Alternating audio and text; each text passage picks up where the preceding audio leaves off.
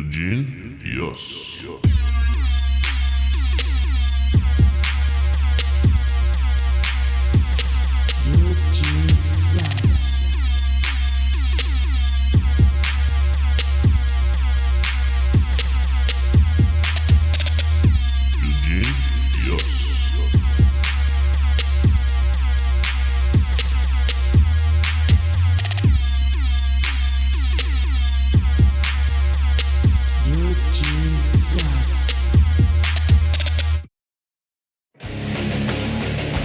The saga between the franchise Shane Douglas and the living legend Terry Funk began, oddly enough, when Douglas aided Funk in defeating Sabu for the ECW Heavyweight Championship. Shane Douglas immediately challenged Funk for the ECW Heavyweight title, and in our first TV taping of 1994, the two battled in a classic 45-minute time limit draw. Then, on February 5th, a night that will go down in history as the night the line was crossed, all three men, Sabu, Shane Douglas, and Terry Funk, went at it in a 60-minute time limit draw in what many are calling the greatest match in this country in quite some time. But then later that night, the greatness was shattered as Terry Funk and Shane Douglas were engaged in a wild brawl after Shane Douglas assaulted the ECW Heavyweight Champion both verbally and physically. The franchise Shane Douglas, the living legend ECW Heavyweight Champion Terry Funk, the ECW Arena, Saturday night, March 5th, Funk's Revenge. It's just that simple.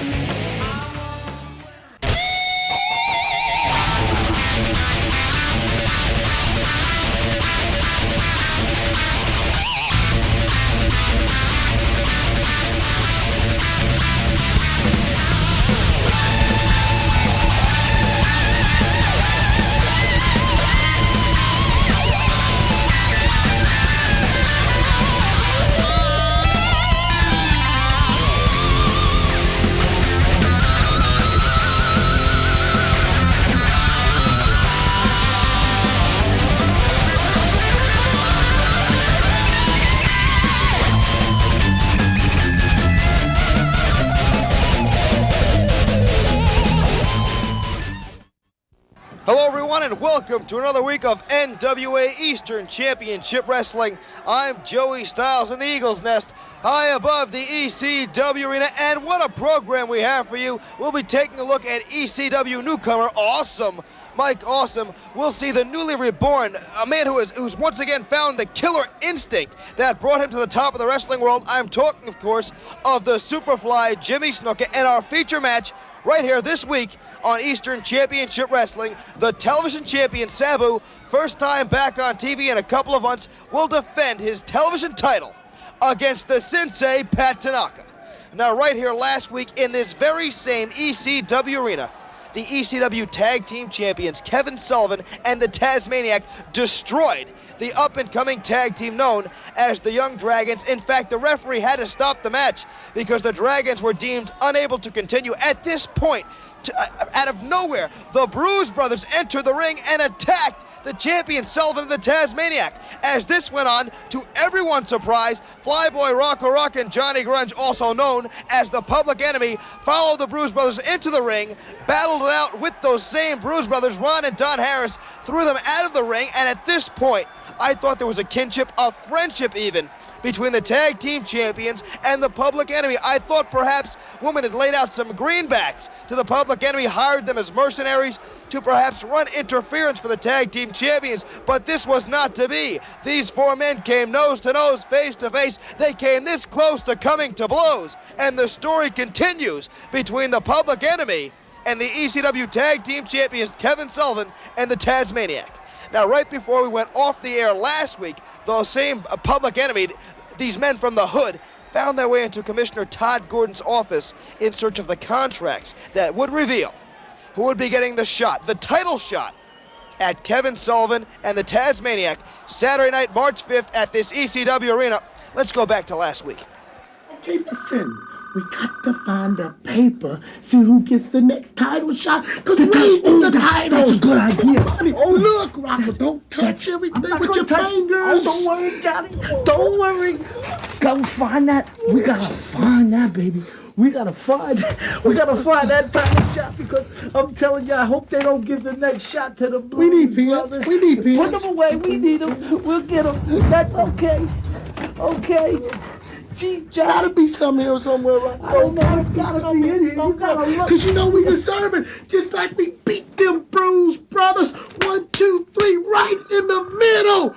No rules, Commissioner Gordon called for it. And then Kevin Sullivan and that little rat pack, Taz, whatever, Taz jumping up and... Oh, We Rocco. came in there and we helped you, Tasmaniac. We helped you, Sullivan. We beat them Bruise Brothers off you like a dog.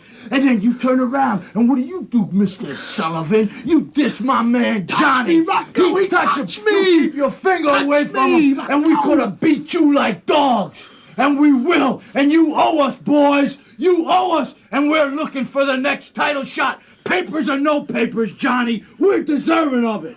Well, those two thugs won't have to break into any more corporate offices, because I can tell everyone right now who's going to get the title shot on March 5th, and this is who the team is. The winner of the Bruise Brothers versus the Public Enemy, Falls Count Anywhere in the building, will face the ECW Tag Team Champions, Kevin Sullivan and the Tasmaniac, later that very same night, Saturday night, March 5th, right here in this very same ECW arena. Now let's think about this for 1 second. If you show up Saturday night, March 5th to this arena, you're guaranteed to see a Falls Count Anywhere match between the Bruise Brothers and the Public Enemy, which will have to be the most violent, the wildest tag team match Philadelphia has ever seen. And from there, the winner must go on to face the ECW Tag Team Champions, Kevin Sullivan and the Tasmaniac, on the very same night. Either way, no matter who wins or loses, you fans can't lose if you're there.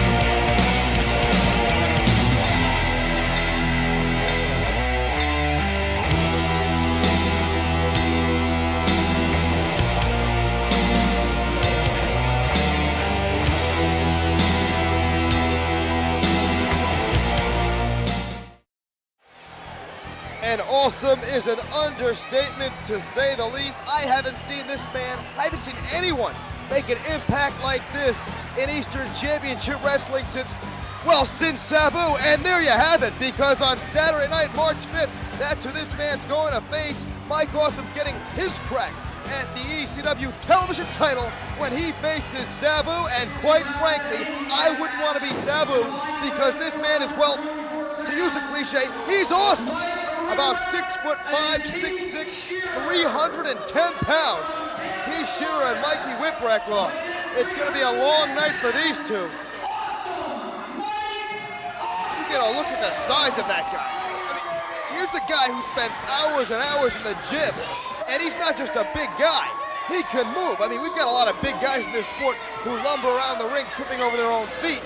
But we don't employ those kind of wrestlers here in Eastern Championship Wrestling. This guy dives over the top rope. This guy comes off the top rope. This guy can drop kick. There's nothing that Mike Awesome can't do. As now Whipwreck and Shearer have in the corner. And down goes Whipwreck. Shearer soon to follow. There you go. Mike Awesome just unloading, wasting no time. Totally Awesome is right. And you're going to hear that phrase a lot. Clothesline on Keith Shearer. And Mikey Whipwreck is turned inside out. I think the kid's unconscious. Mike Awesome just unloading. Whipwreck goes up on his shoulder. Where's he gonna go? Only Mike Awesome knows. With the head is to the corner. Oh my! Would you just love to see Awesome do that to Paulie dangerously on Saturday night, March 5th? I know I'd pay double the price of a ringside seat just to see him do that to Paulie. Great right hand, and Shearer is dazed. Shearer is pretty much out on his feet. Awesome now. Belly to belly on Keith Shearer. As I've said before, this isn't just a big power lifter. He doesn't just look awesome. The man can do it all. Scientific wrestling, mat wrestling, aerial wrestling, you name it. Mike Awesome can get it done. Slam on Whipwreck. Belly to back, and Whipwreck lands on the back of his head. Whipwreck trying to squirm out of the grasp of Mike Awesome, but nowhere to go. Awesome turns him loose, turns his attention back to Shearer, plants him on the canvas. Effortlessly scooping up Whipwreck, who goes down as well. Where's this big man going? Oh yeah, he's no stranger to the top turnbuckle. Mike Awesome down across his opponent. Good night, 2 and 3, Saturday night, March 5th. Sabu versus Mike Awesome. What else do you need to know? Powerbomb! Oh my! This man is awesome!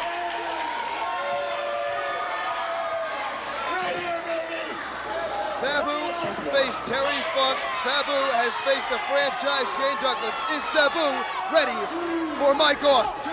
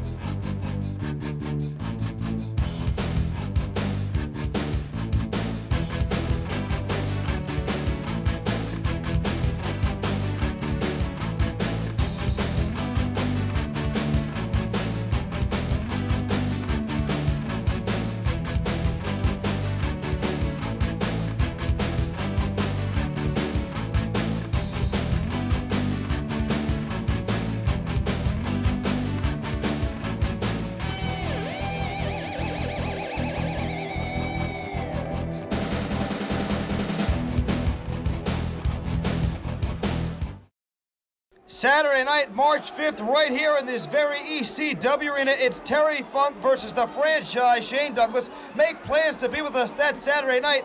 Right now, I'm joined in the Eagle's Nest by Broad Street Bully Johnny Hotbody, on hand to lend some expert color commentary regarding his on-again, off-again partner, Tony the Hitman Stetson, who's headed to the ring. Yeah, and he's got a real tough opponent here tonight, huh? Who is it? Terry Funk? No. Is it Hawk? No. Is it Johnny Hotbody? Obviously not. Who is it? He's taking on Donnie Allen. Oh, hey, that ought to take a whole lot of wrestling from Tony Stetson, the man that knows wrestling from A to B. Now, wait a minute. You guys, there's been some problems I see in the last couple of weeks between you and... What's going on? Problems? There's no problems. I'm having about as much fun with Tony Stetson as I had with him when we were 13 years old, and I took his girlfriend away from him. You should have been there. Nice little girl, yeah. So young, I kind of felt like royalty. Well, wait a minute. You can't... Let's get back to wrestling. You and Tony Stetson are partners. You got to go in there each and every night, watch each other's backs. That's how you win matches. Yeah, and it's more like I'm watching his back than he's watching mine. He signs contracts to wrestle these guys that are 7 foot tall. You go to tag him. He's not there to be found. He leaves me in a ring to get my butt No, kicked. wait a minute. What a partner. He's a real sharp partner. He's about as sharp as a marble. But I was in this Eagle's Nest right here last week. You're the one that went tagging to the match. You were here in the Eagle's Nest. I was in the ring getting my butt kicked, looking for a tag from the hitman Tony Stetson. Where was he? Nowhere to be found. He was probably fasting with the thing he calls his girl right now. Now wait a minute. You know, this is a change in attitude. It was just about a month and a half ago you were on this show and told me that Tony the Hitman Stetson was a great partner. Yeah, he was a great partner. He kind of grated on me, you know. All this aside, Tony the Hitman Stetson's heading to the ring to face Donnie Allen. Johnny Hotbody's going to stay in the Eagles Nest to provide color commentary. Let's go down to ringside. Johnny Hotbody, there's your partner. Yeah, there he is. Look at him with the sequence, the do-rag. Kind of reminds you of me, except in the body. Well, let's not get to that as now. Tony, if I had a body like that, I'd sue for lack of support. Now, wait a minute. Tony the Hitman Stetson dropping the knee across the back of the neck of Donnie Allen. Sort of the way he dropped that pizza last night down his throat. That's a hell of a way to talk about your own tag team partner. Hey, come on. At least I'm talking about him. Nobody else is. Tony Stetson clotheslining Donnie Allen with that sequin jacket. Thinking Allen hasn't gotten his jacket off yet. Scoop and a slam by the Hitman. Oh, yeah, look at that. Picking on some little punk. Look at him. What? What do you want? He's calling out your name. I think he knows you're up here. Yeah, hey, I think everybody knows I'm up here. Look at him. Look at him. Look at the way he's handling that poor kid. Donnie Allen now thrown from the ring. Screaming your name again. There Tone, what do you want? I'm right here. Look up. Tone. Up here. Tony. Tony Hitman Stetson now setting up Donnie Allen on the outside. Allen going up in a snap suplex on the outside by Tony the Hitman Stetson. You know, you can make fun of your partner all you want. He's a rough individual. He's a tough guy. He's a broad street bully, just like you. Wow, what do you want? What do you want? Listen, you're talking about tough, impressive, broad street bully, da-da-da. Where was he last week when I needed the tag? That's what I want to know. Look at him. He's having fun picking on a guy that's 4'10", kind of size of a Danny DeVito. Wait a minute. Last week it was you who wouldn't tag into the match. Wait a minute, there it goes! Forearm to the forehead. That should be all. Cover. 1, 2, and 3, just like that. Tony the Hitman Stetson has finished Deviant Donnie out. Yeah, check him out. All mean. Look at him, yeah. What do you want, Tone? Why? Yo, what do you want, Tone? I see more of this story developing between these two partners, Tony Stetson and Johnny Hotbody. No, it's not. I'm Johnny Hotbody. That's Donnie Allen. Is this kid not only the dumbest wrestler, he's a blind wrestler. Nevertheless, I'm sure there's going to be more of this story between you and your partner, Tony the Hitman Stetson. We'll be right back. Yeah, I'll carry you next week, too.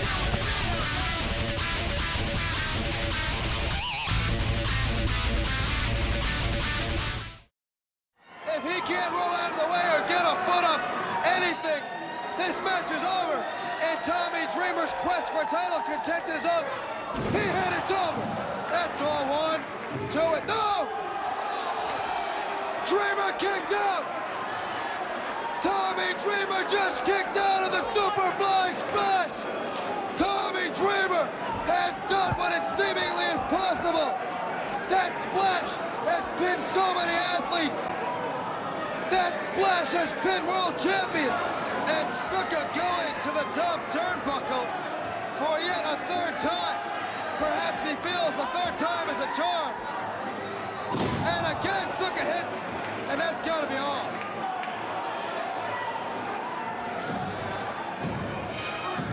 And that is all. The third time was a charm.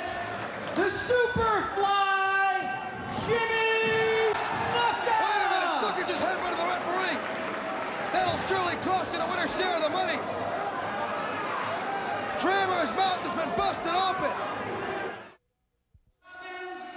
Hunter Q. Robbins III, of course, the new manager for Superfly Jimmy Snuka. That was announced the night the line was crossed. Superfly is now reborn since coming to the realization that he is indeed not invincible. That yes, there is a man in this sport who can survive the Superfly splash. Remember, I mean, it was many years ago. Snuka's first major singles title in this sport was the NWA US Heavyweight title. He won that from Ricky Steamboat in a tournament final, and yes, it was the Superfly splash that pinned Ricky Steamboat, giving Snuka that title. And yes, when Jimmy Superfly Snuka and Mr. Wonderful Paul Orndorff were the NWA World Tag Team Champions, they defended that title night after night with the Superfly splash.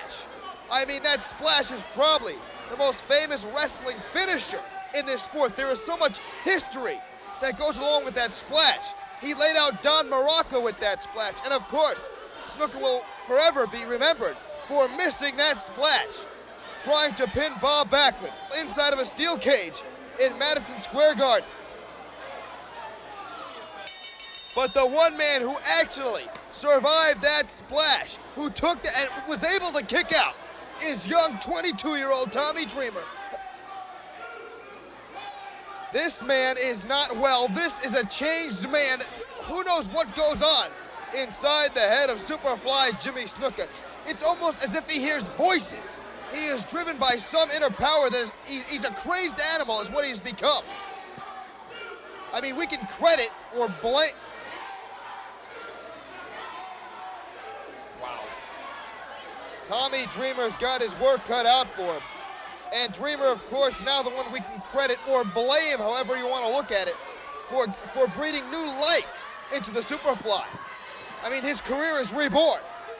And this just announced, mandated by ECW Commissioner Todd Gordon, Jimmy Superfly Snuka and Tommy Dreamer will meet, yes, once again, Saturday night, March 5th at the ECW Arena.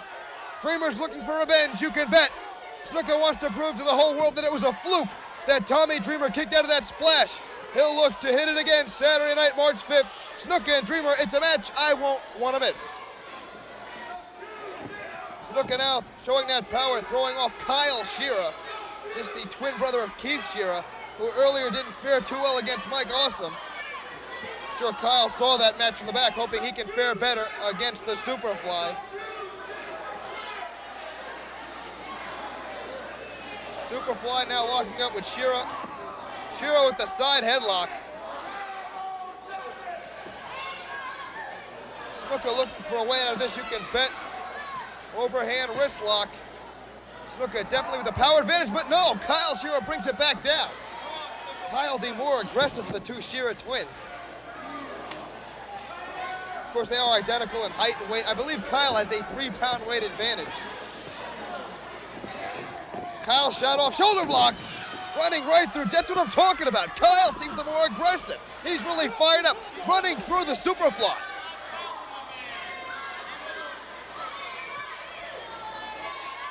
Then again, for all we know, Jimmy Snuka might have just, well, Kyle waving a hello to Superfly and some of the great fans here in the arena, perhaps pointing to that banner hanging above the ring. I've got a great view of that here from the Eagles Nest. As once again, Kyle Shearer with the headlock on Jimmy Superfly Snuka. And Kyle really cinching it in on the Superfly.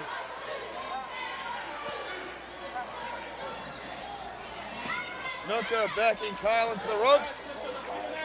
Will we see a clean break? If I were a betting man, I'd lay down a few bucks that we will not. Superfly shooting off Shearer. Shearer off the ropes.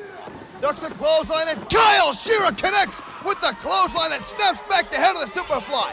Boy, is this kid aggressive. Perhaps Brother Keith can take a few. Whoa! Well, Kyle Shearer's got guts, perhaps more guts than brains. To taunt the Superfly? Look at the look in that man's eyes. Now he means business. Without these two even touching, I would say what Kyle Shearer just did is the beginning of the end for him. Snuka now looks angry. Perhaps he was just toying with this youngster. He really looks angry now. Kyle looking to go nose to nose with Snuka. Snuka locking up immediately. Backing up Shearer once again. Referees count Snuka now at the side headlock. Bringing it to the center of the ring. Shira backing up Snuka. Shooting off Snuka. Snuka off the ropes. Well, Kyle ducked his head. The mark of inexperience. Snuka went for the field goal. Now chopping away at the side of the head of Kyle Shira. Well, that'll throw off your balance, too, taking a shot like that to the ear. That'll make the arena spin in a hurry. And Kyle Shira meets the top turnbuckle. Snuka now chopping away. That might have grazed the throat as Kyle Shira is gasping for air. And stomping away on the head. Now Snuka's just having a good time. Snuka's got a wounded prey in front of him, and like a great predator, he will just toy with this man until he feels it is time to put him away with, yes, the Superfly Splash. The same splash that did not put Tommy Dreamer away. Snuka now stalking Shira. Side headlock once again, and a thumb to the throat. Referee did not see that, and Shira has turned purple. This is Snuka's idea of entertainment. He's just having a good time right now, and that's the kind of man he is. That's the kind of man he has become. Since Tommy Dreamer found the way out, the back door, if you will, thumb to the throat. As Hunter Q. Robbins looks on. Who knows what role he had in this rebirth of Superfly Snuka. Perhaps it's just timing that Hunter Q was on board when Tommy Dreamer found the way out. Who knows? But Hunter Q. Robbins, I would say, is in a winning position right now as Snuka's stock is rising by the minute. No, by the second. The backbreaker applied. Kyle Shira, you can bet, is not moving anywhere. He's still coughing and gasping for air. Snuka now ascending to the top turnbuckle as he has done thousands of times in his career. Wait a minute, there's Tommy Dreamer. Look down in the left-hand corner. Yes, Snuka hits the splash, but Tommy Dreamer has just put Hunter Q. Robbins to sleep with the Dream Weaver. And turn around, Jimmy, this is a surprise for you. Tommy Dreamer, I believe, is sending a message to the Superfly because Hunter Q. Robbins went to sleep in about 3 seconds.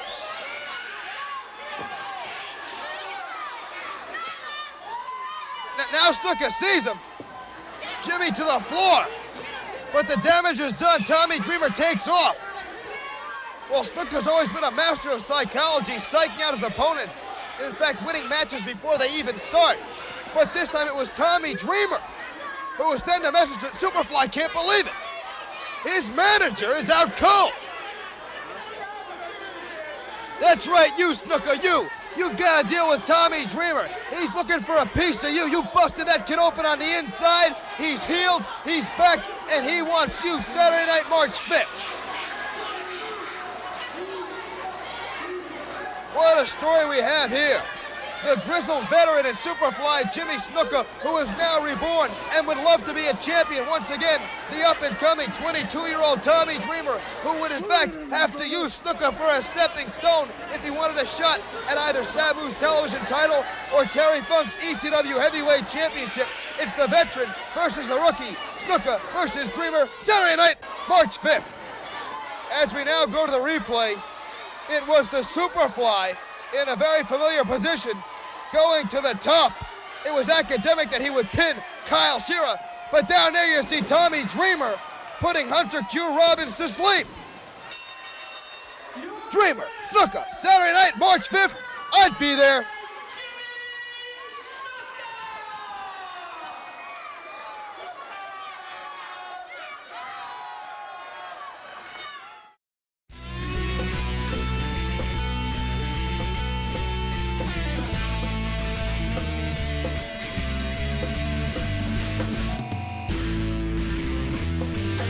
What's the matter, ladies? The heat is on? Of course. It's like lying in your bed, rolling over, hugging your pillow, and waking up only to realize that it was just a dream. And unfortunately, Jason, the sexiest man on earth, is not lying next to you. But I'm not here to talk about myself.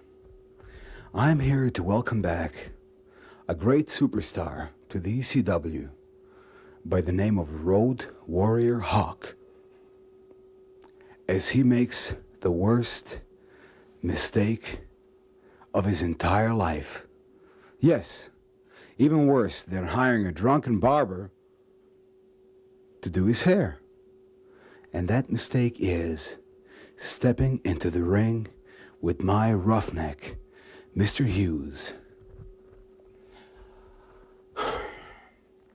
Now, Hawk, let me give you a piece of advice.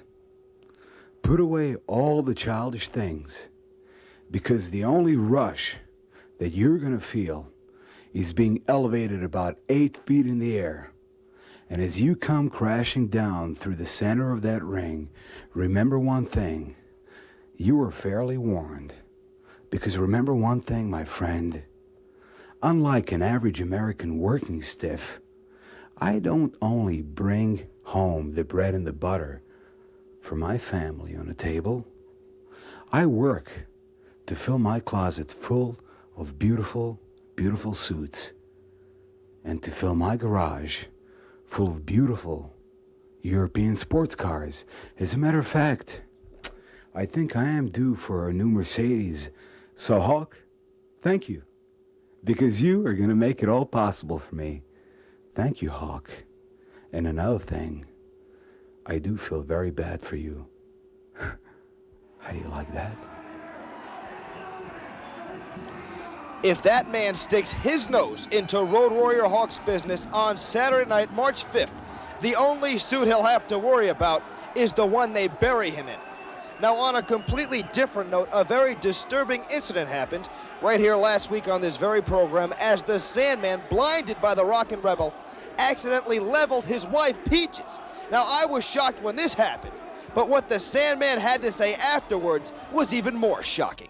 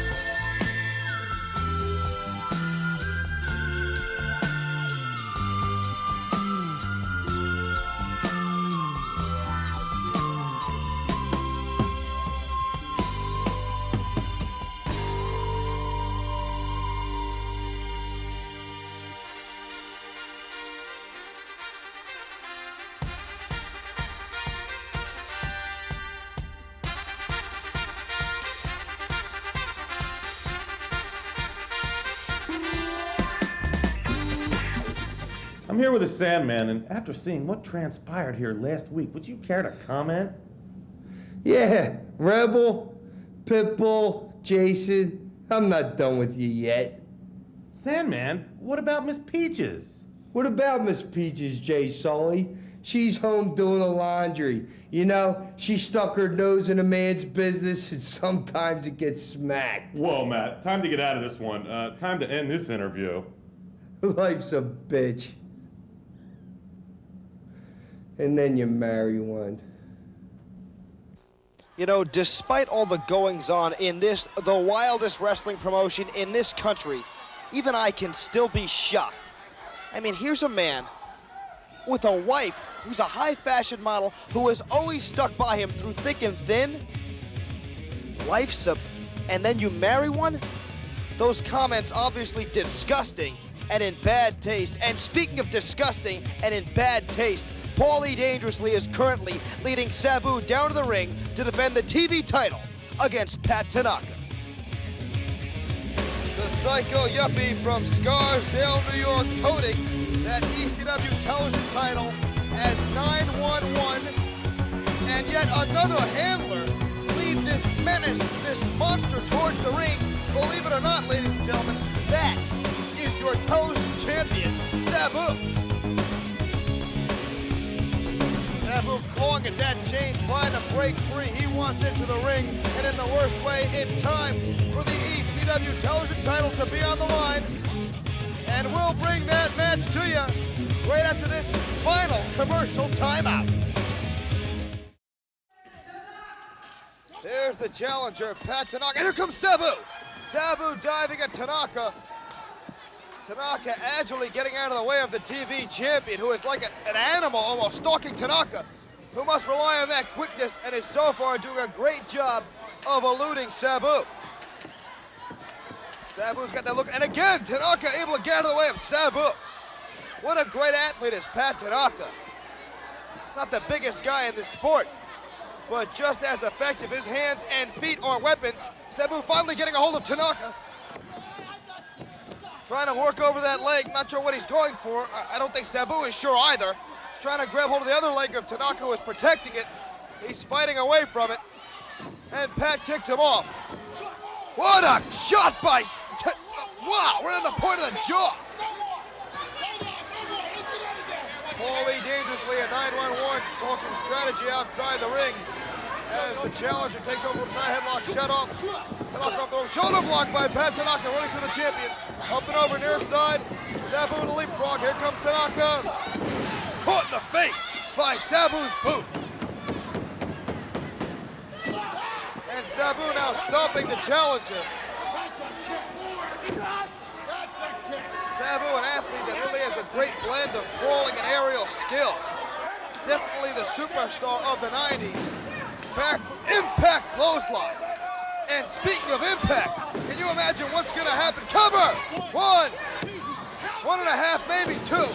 Can you imagine the impact wrestling we're going to see Saturday night, March 5th? Oh, I hate that. When Sabu defends this TV title against the awesome Mike Awesome. Awesome not shy to come off that top rope either. He can fly with the best of them, including Sabu, who now batting up the near side.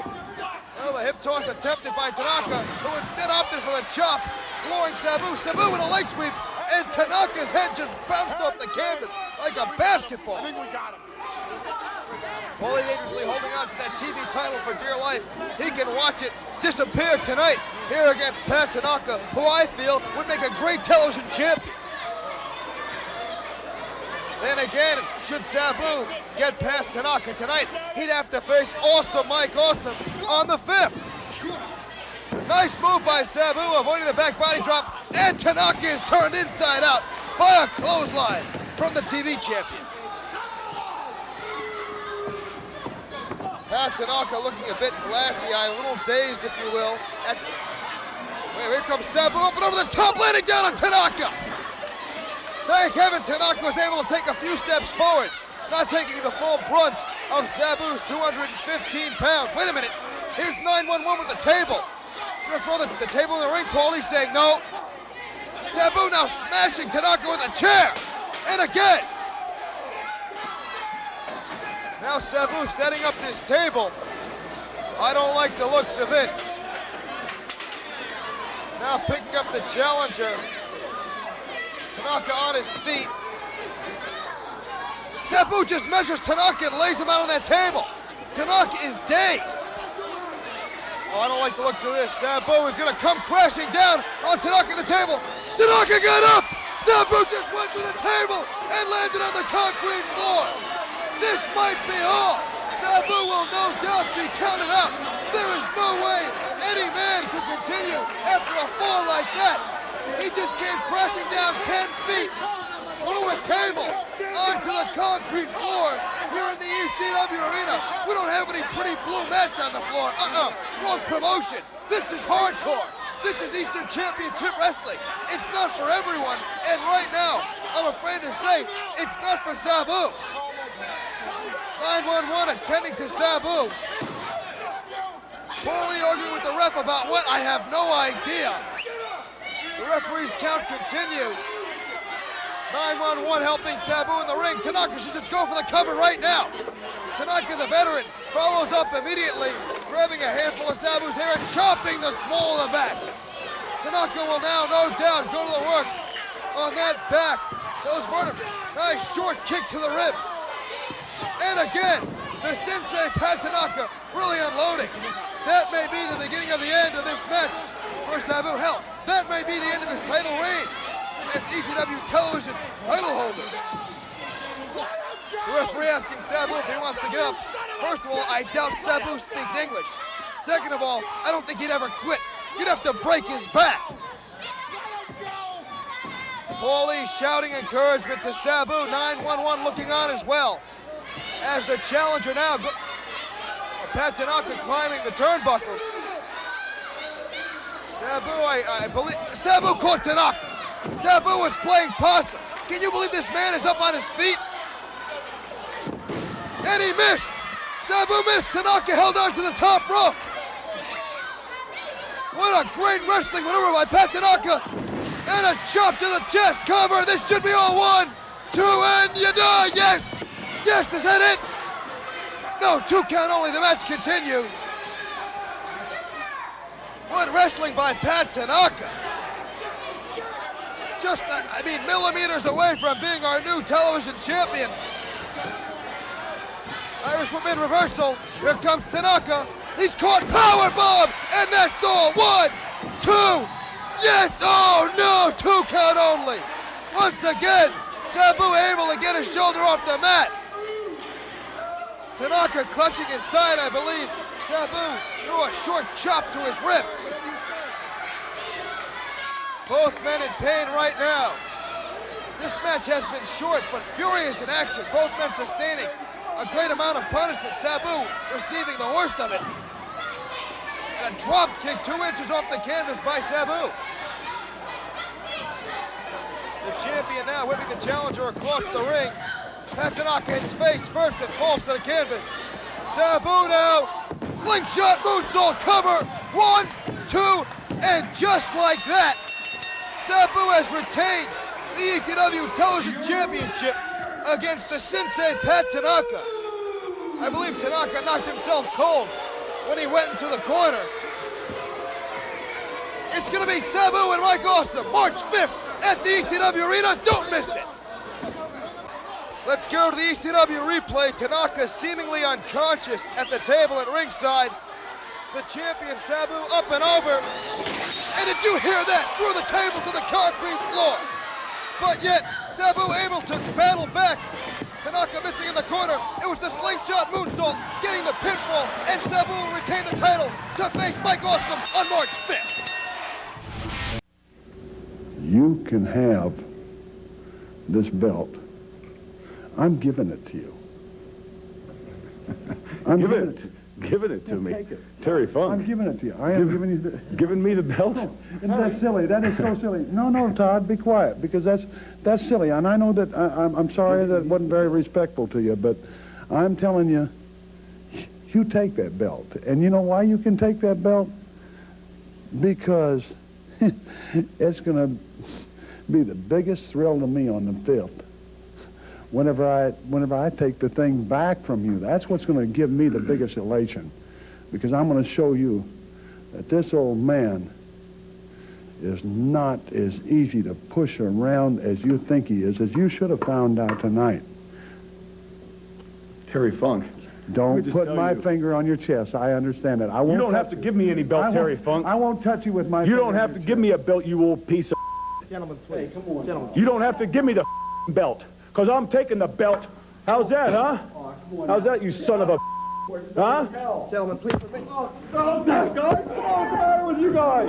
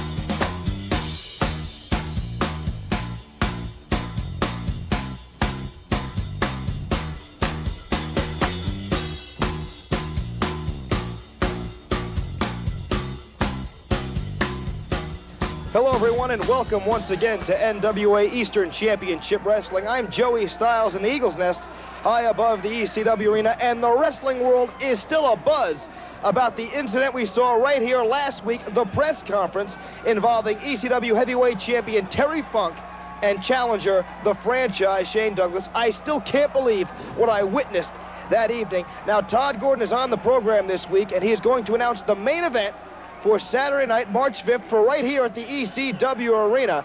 And I've got to tell you, fans, tickets are going fast. The hotline's been ringing off the hook. The mail's been coming in record numbers. If you want seats, you better call right now, 215-544-04... Wait a minute.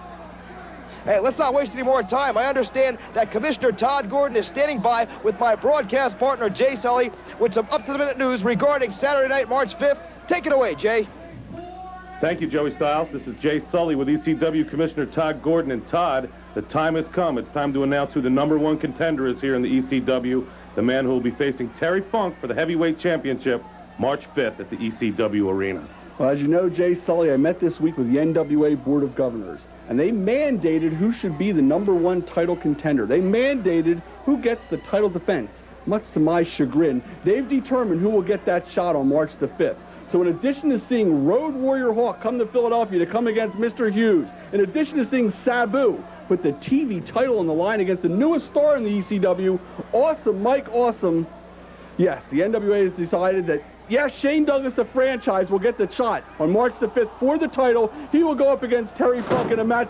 What is this now? Shane Douglas. Holy dangerous, there's an interview going on here. We had enough last week with the press conference. We're not going to have it again. The NWA has decided that Shane Douglas, oh, it's dangerous. Get off the set. You don't belong on here right now. We're not going to have this every week during the interview. You want to see how much I belong? You want to see how much we belong here? I got enough of you. I got the Sandman picture. You want to see how much? That's enough of you. I said get off the set. Get off the set.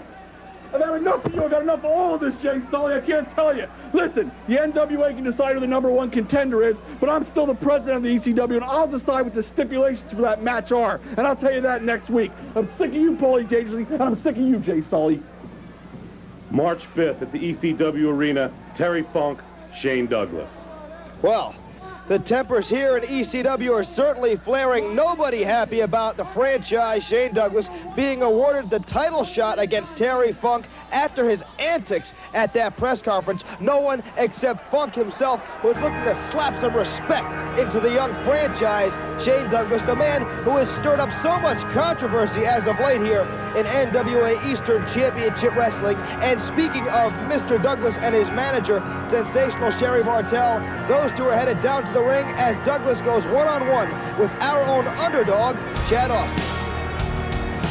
As Sherry Martel leads the very smug-looking Shane Douglas down to the ring. After what he pulled off last week here on this program, after the horrible display we saw, everybody in the sport of wrestling wants a piece of the franchise. Fan favorites and rule breakers alike want a piece of Shane Douglas, who is now the most hated. Well, here comes 911 and Paulie Dangerously. For what, I have no idea.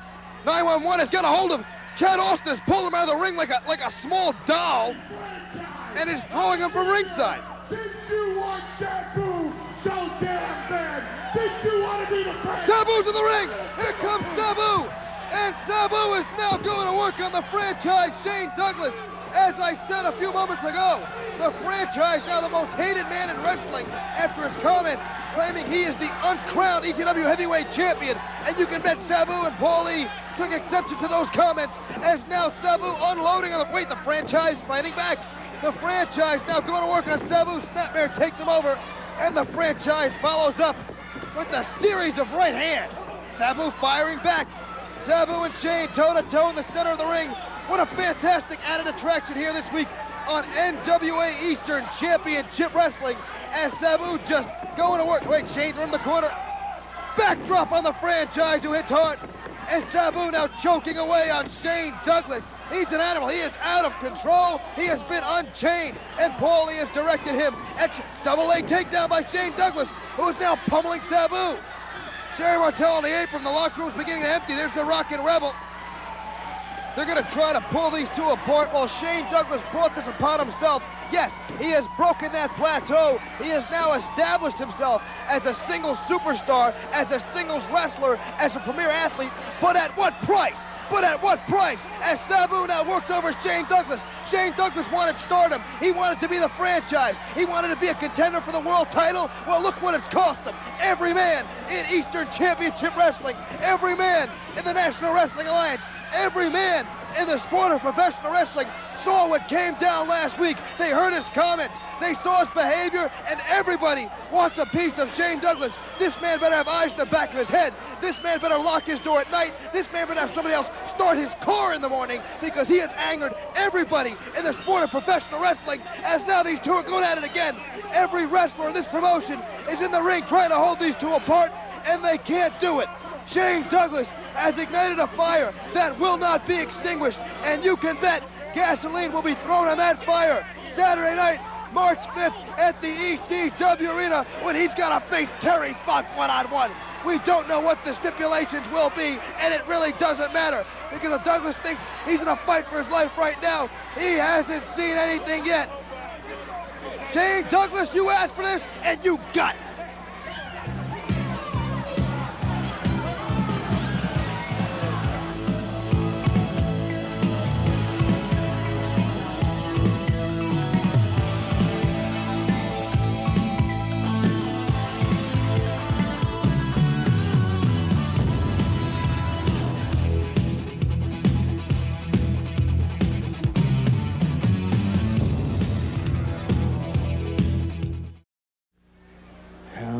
Be a rule breaker 101, courtesy of Professor Paul E. Dangerously. Get used to it, Shane Douglas.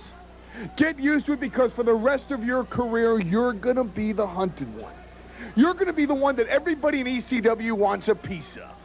You're going to be the one that everybody in the NWA wants a piece of. Hey, man, I've been getting phone calls from people in Atlanta. I've been getting phone calls from people up in Connecticut, and everybody wants a piece of you. You're the talk of the wrestling world. Congratulations. You don't need to be the ECW heavyweight champion to be the most wanted, the most sought-after person in the entire sport of wrestling. Shane Douglas says the franchise, you have achieved your goal. Everybody wants a piece of you. Well, let me tell you something, Shane Douglas. What you just tasted was only just a small sampling of what you have in store for the rest of your miserable, stinking career. Because if you think that it's over when somebody comes out here, and you think it's going to be over when somebody sinks their teeth into you, when they gnaw on your bones, when they get a little piece of your flesh and rip it off, oh no. Let me promise you one thing. It's not just Paulie Dangerously and Sabu, Shane Douglas. It's every single person in the wrestling industry has just one desire now, and that's to dog your hide until the day that you die. Well, as Jason shows off yet another new suit, I can tell you fans at home to mark the date and time, because I have to agree with Paulie Dangerously. At this time, the franchise, Shane Douglas, is liked by none and hunted by all. Fan favorites want a piece of him for the lack of respect he showed to Terry Funk, for the mockery he tried to make of that ECW press conference, for his comments that he is the best, he is the franchise, he's the one stealing the spotlight from all the rule breakers. They want a piece of him. Shane Douglas is a marked man in every sense of the word, and he had can you imagine what would happen if Shane Douglas won the ECW heavyweight title on Saturday night, March 5th? If you think there are people coming after him now, he's going to need bodyguards. He's going to need an entourage if he walks out of this arena with that title. Well, the Pitbull, he's a nasty-looking customer. You can bet he wants a piece of Douglas as well, as does that man, the Rockin' Rebel. They're always looking for the camera, much to my dismay. I'm sure you viewers at home share those sentiments. Yeah, blah, blah, blah, blah, blah.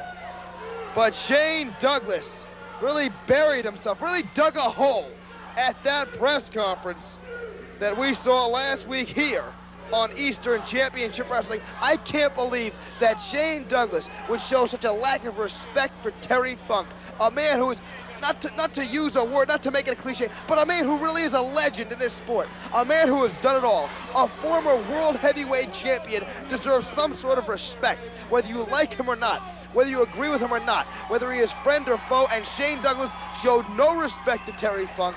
He showed no respect to ECW Commissioner Todd Gordon. He showed no respect for his peers. And Shane Douglas will pay, you can bet that.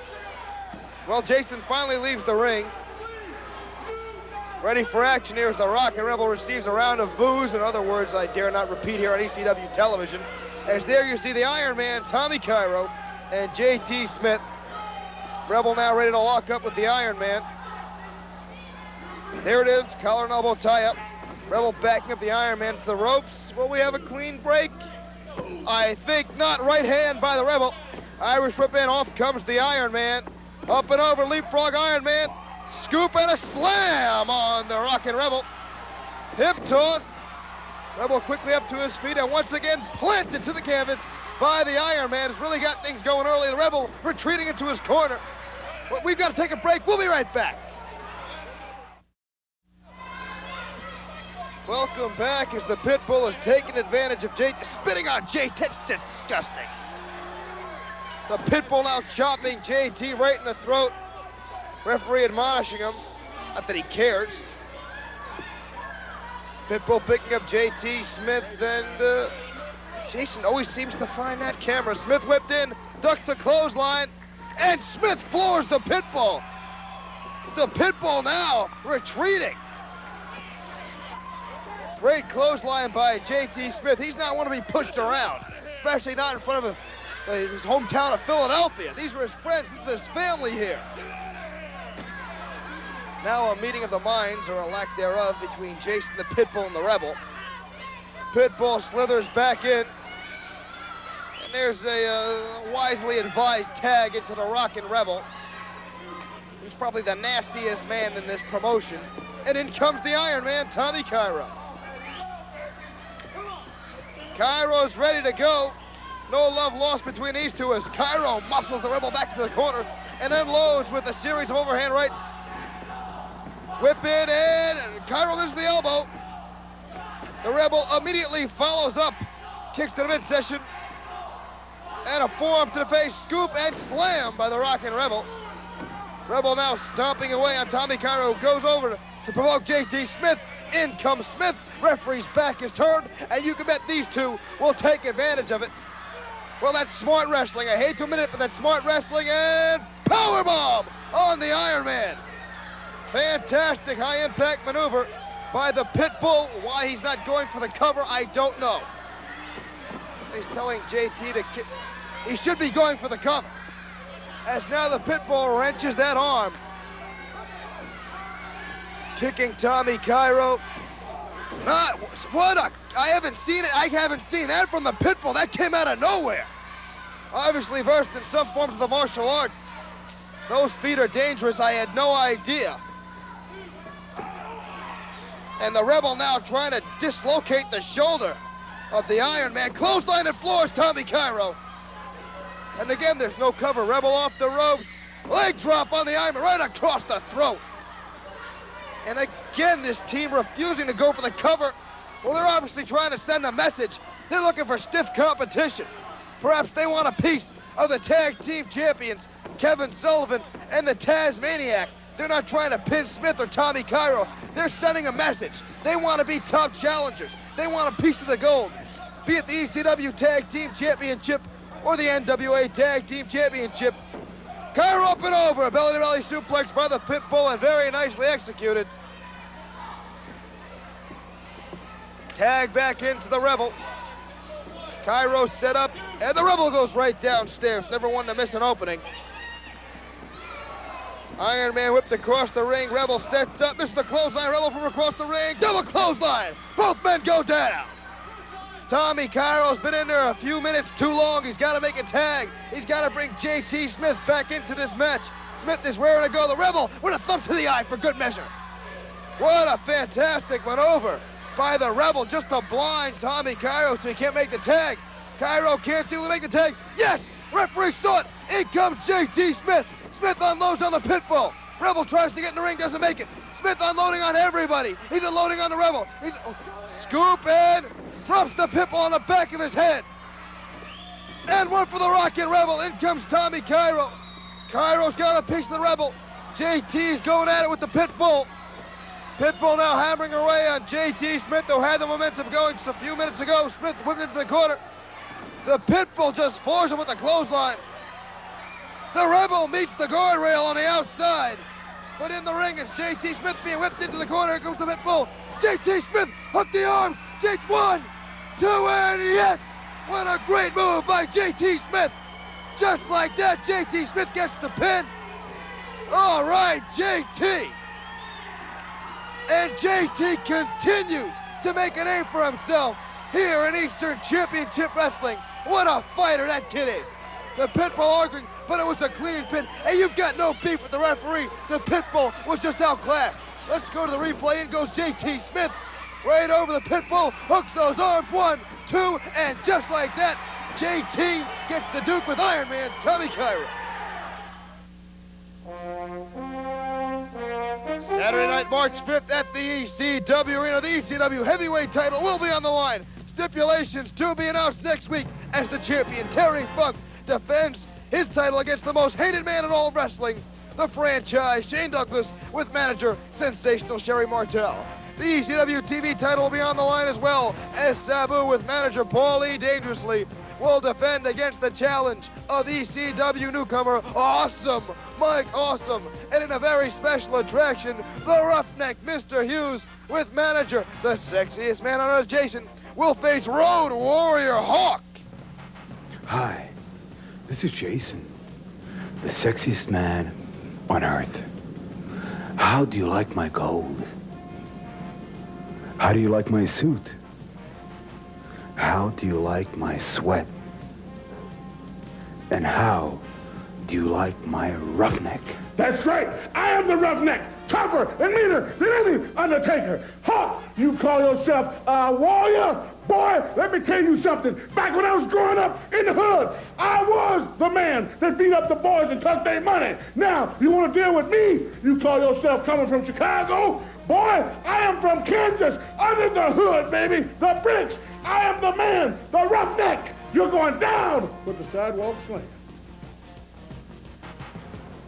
Also appearing Saturday night, March 5th at the ECW Arena, you'll see the Public Enemy, Flyboy, Rocco Rockin', Johnny Grunge, Philadelphia's own JT Smith, the Bruise Brothers, ECW Tag Team Champions, Kevin Sullivan and the Tasmaniac with Woman, 911, Iron Man, Tommy Cairo, the Rockin' Rebel, Tommy Dreamer, Jimmy Superfly Snuka, and many, many more. That's Saturday night, March 5th at the ECW Arena. Call now for advanced ticket information, 215-544-0421.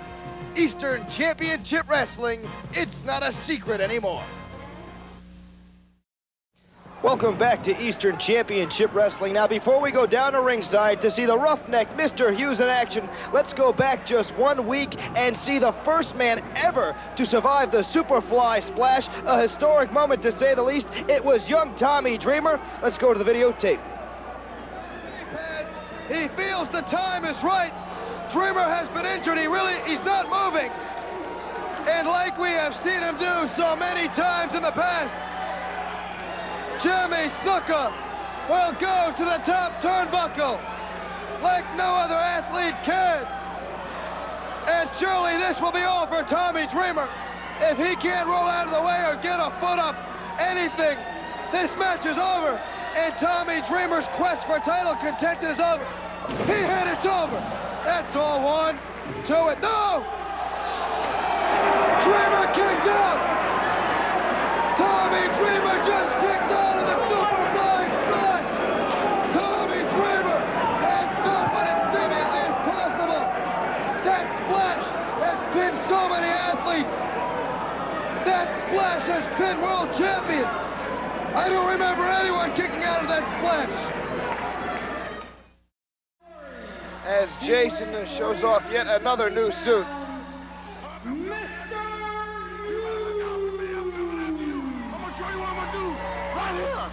Right here. Yeah, well, you... Oh, now what? This is a suit. And you're a pest. Who cares? The issue at hand. Hughes, Hawk, Saturday night, March 5th, the ECW Arena. Hughes claims he's going to make an example of Hack Myers here. Regardless, Hack Myers is no Road Warrior Hawk.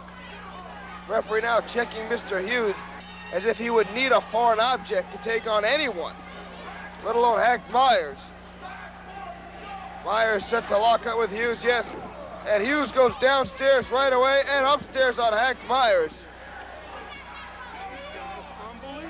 Hughes just laying in with those overhand rights. Trying to intimidate our referee. Wrong promotion. Oh, Hughes cinching up Hack Myers. Front face lock. Could be a choke. Referee checking. Claiming he will break the neck of Hack Myers. You can bet things will not be so easy. Myers goes up and over.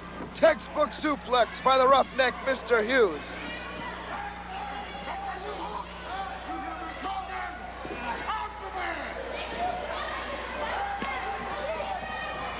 He claims he's the man, but you can bet Hawk is looking on. How do you like my roughneck? Your roughneck I like. Your attitude and everything else is for the birds, pal. Hack Myers being shot across the ring. Off he comes and clothesline and floors Hack Myers. Did you see his head snap back? You can bet Road Warrior Hawk will replay this tape over and over again, studying every movement of Mr. Hughes in preparation for Saturday night, March 5th. Hack Myers ducks the clothesline, ducks one the other way, drop kick, standing drop kick by the 370-pound roughneck, Mr. Hughes. The whole world here, I get Mr. Hughes, the only time he leaves his feet is when he wants to. That's how dominant this athlete is. That's how one-sided this man can make any contest at any given time. Right hand that floors Hack Myers.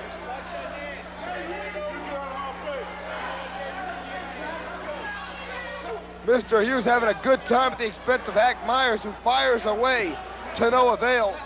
Hack Myers shot in once again. Ducks a clothesline, up and down goes Hack Myers, the sidewalk slam. And just like that, Mr. Hughes gets another victory, but that's no Road Warrior Hawk, and he's gonna have to meet the Road Warrior Saturday night, March 5th at the ECW Arena. Welcome back to Eastern Championship Wrestling. Recently, right here in this very arena, a very disturbing occurrence took place as my colleague Jay Sully was in the ring to interview the Sandman and Peaches when Jason, the Rockin' Rebel, and the Pitbull got involved. What these three are doing in the ring, I have no idea. It was just Jay Sully interviewing the Sandman and Peaches about recent happenings here in Eastern Championship Wrestling. Of course, Jason will seize any and all opportunities to show off his wardrobe and shoot off his mouth. And when backed up by the tandem of the Rockin' Rebel and the Pitbull, his new tag team, he can pretty much get away with it. This might get ugly. The Sandman poking Jason in the chest. These two exchanging, shall we say, unpleasantries. I got a feeling we're going to see fireworks. Peaches she might just slap Jason herself. We've seen that before. Quite frankly, she'd probably level him. Oh, she looks like she's ready to gear back and let him have it now. And Jay, what a mouth on it. Wait a minute. Well, the Sandman claims that Peaches could take Jason at any time. Now, when's this again? Thank heaven. Wait a minute! I thought this situation was going to end peacefully. The Sandman's been blinded. Oh my God! Peaches just got leveled by the Sandman. Jay Sully goes down. He can't see a thing. The Rebel blinded the Sandman with whatever was in that bottle. And Peaches went down hard. The Sandman had no idea what was going on. Did you see Peaches hit them? Somebody get out there and help her. Please, somebody get down to ringside and check on Peaches. She may be hurt badly as the Sandman really let her have it. Of course, it was totally by accident. The referee's now attending. Here comes Tommy Cairo. The Sandman's not even looking back. He doesn't even care. Cairo on the scene to console Peaches. Scooping picking her up and carrying her off. But the Sandman never looked back. He had to know he decked Peaches. There goes the Sandman. He never once looked back. What's going on here?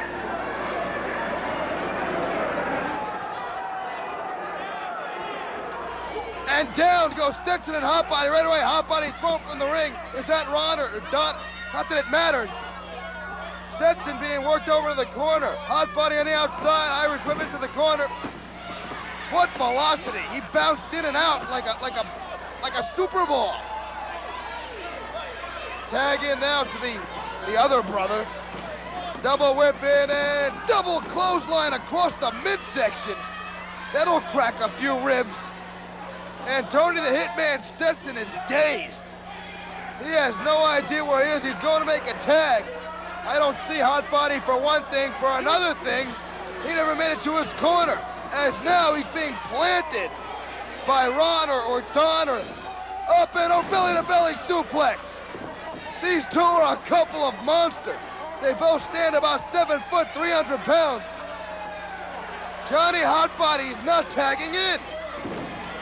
Tony the Hitman Stetson went to make the tag. Johnny Hotbody not extending a hand saying, no way, you're on your own. A little dissension in the ranks. Last week we saw Stetson laughing at Hotbody. Who's laughing now, Stetson? You know, with the big mouth, you don't look so tough now. Hotbody not even facing his partner. Hotbody just hanging his partner out to dry. Tony Hitman Stetson fired from the ring now. Boy, the Bruise Brothers are dominant. And we saw that February 5th at the ECW Arena when they faced a chair to the head. These two took on the Public Enemy in a street fight with no rules. And if you weren't there to see it live, oh boy, did you miss one of the wildest tag team matchups I have ever seen. But remember, you can purchase that video cassette. Orders are being taken now, 215-544-0421. If you're a collector or just a casual wrestling fan, it's a tape you don't want to be without. The night the line was crossed, February 5th, 1994 from ECW Home Video. Tony Stetson now desperately running to his corner, looking to make a tag. There's no one there to tag. Where is Johnny Hotbody? Hotbody's nowhere near his, nowhere near his corner, nowhere to make a tag. He's walking, turned his back on his partner, he's walking away.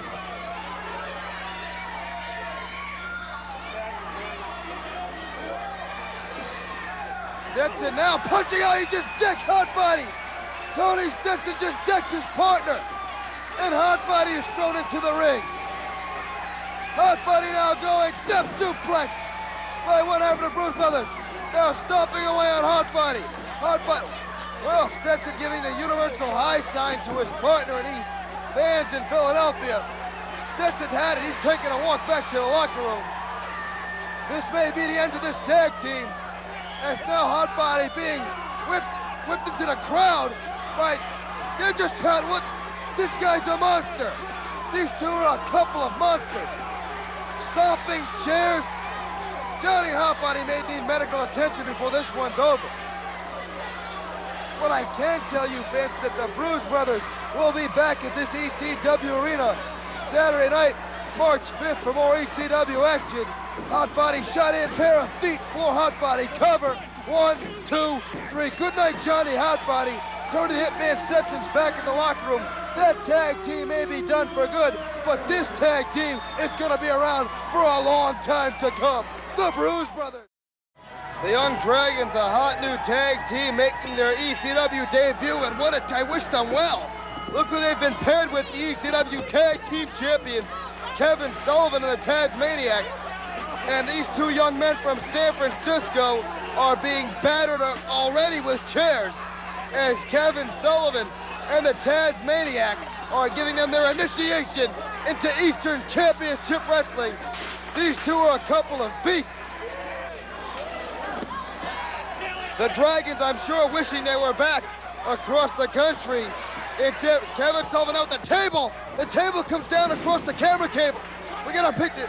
Well, here comes our picture. Luckily, we've got our picture back as Kevin Sullivan is just tearing apart the ringside area, looking for anything to use as a weapon. against the young Dragon, including the timekeeper's hammer. Sullivan again with the chair. The poor Dragon just being beaten all over this arena with chairs. Is this a sanctioned match? If we had a belt? Oh my! That'll send shockwaves up your spine. It was painful just for me to look at. Oh, as this will be as well. I know what's coming up. Kevin Sullivan goes to the far corner like a bat out of hell, right into the Dragon, he's helpless. He's hanging there being stopped by Sullivan, who I believe is going, now would be the Tasmaniac. Oh my, headbutt to the sternum. You know, they might want to stop this match. This kid's gonna get hurt badly. He's not even, they're limp, they're not even fighting back. The Dragons making their ECW debut. And the bell is rung. Yes, the referee, thank heaven, has stopped this match. The young Dragons unable to continue as the champions, Kevin Sullivan and the Tasmaniac, just destroying these two young men. Oh, somebody please stop these two. Double headbutt. The Dragons have been beaten severely, brutally even, by Kevin Sullivan and the Tasmaniac, who are making an example of these two young men. Headbutt once again, and he's holding this kid up. This kid is limp. They're opening his gi. For what reason? Wait, here come the Bruce Brothers. The Bruce Brothers hit the ring. Ron and John Harris, the manhandling Kevin. Here come the Public Enemy. The Public Enemy now attacking the Bruce Brothers. This looks like a battle royal. Anything can happen here in ECW, and usually does. Well, I don't know who's helping out who. I don't think there's any love lost with any of these teams. It's just a fight for supremacy. Everybody wants the belt. Sullivan and Taz got them. The Bruce Brothers and the Public Enemy want them. Everyone's fighting for themselves. Rocco Rock and Johnny Grunge now firing one half of the Bruce Brothers from the ring. The other half fired out by the Tasmaniac and Sullivan. Back in they come. Ron and Don Harris taking on the tag team champions and the Public Enemy. The locker room beginning to empty. Here come a host of ECW competitors as once again the Harris brothers hit the floor. They're being restrained by Tommy Dreamer, Mike Austin. Well, there's a whole bunch of wrestlers out there trying to hold back the Harris boys. This is unreal. Meanwhile, left in the ring is the Public Enemy, Kevin Sullivan, the Tasmaniac. Is there some kind of kinship, a friendship here? Public Enemy came and stopped the Harris brothers from destroying the tag team champions. Perhaps a new bond was formed here, a new friendship even. Well, let's see what's going to go on here. We can see a new alliance of sorts. Perhaps women will now take the Public Enemy into their stable as well. Perhaps the Public Enemy can run interference for the tag team champions. I mean, they'll work cheap. We know that. A few bucks and a square meal. Anything they don't have to eat at the local mission, and they'll help you out. Like a peace summit. Hello. Oh, back to wrestling. I'm sorry. Wait a minute. No, they're having words. Rocco Rock now backing down from Kevin Sullivan. He won't back down from anybody. He won't back down from the police. Of course, he was arrested, but he didn't back down.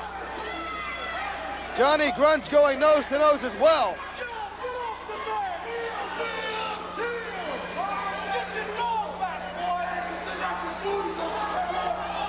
Well, there's no friendship here. We have an issue developing here. Seems the Public Enemy's got a problem with Sullivan and the Tasmaniac, and vice versa. Well, the Public Enemy claiming they're victorious. You can bet we haven't seen the last of the tag team champions and the men who claim they are the #1 challengers. Kevin Sullivan and the Tasmaniac, somewhere down the line, I've got to believe, are going to have to face the Public Enemy. Oh, yeah, you're all there.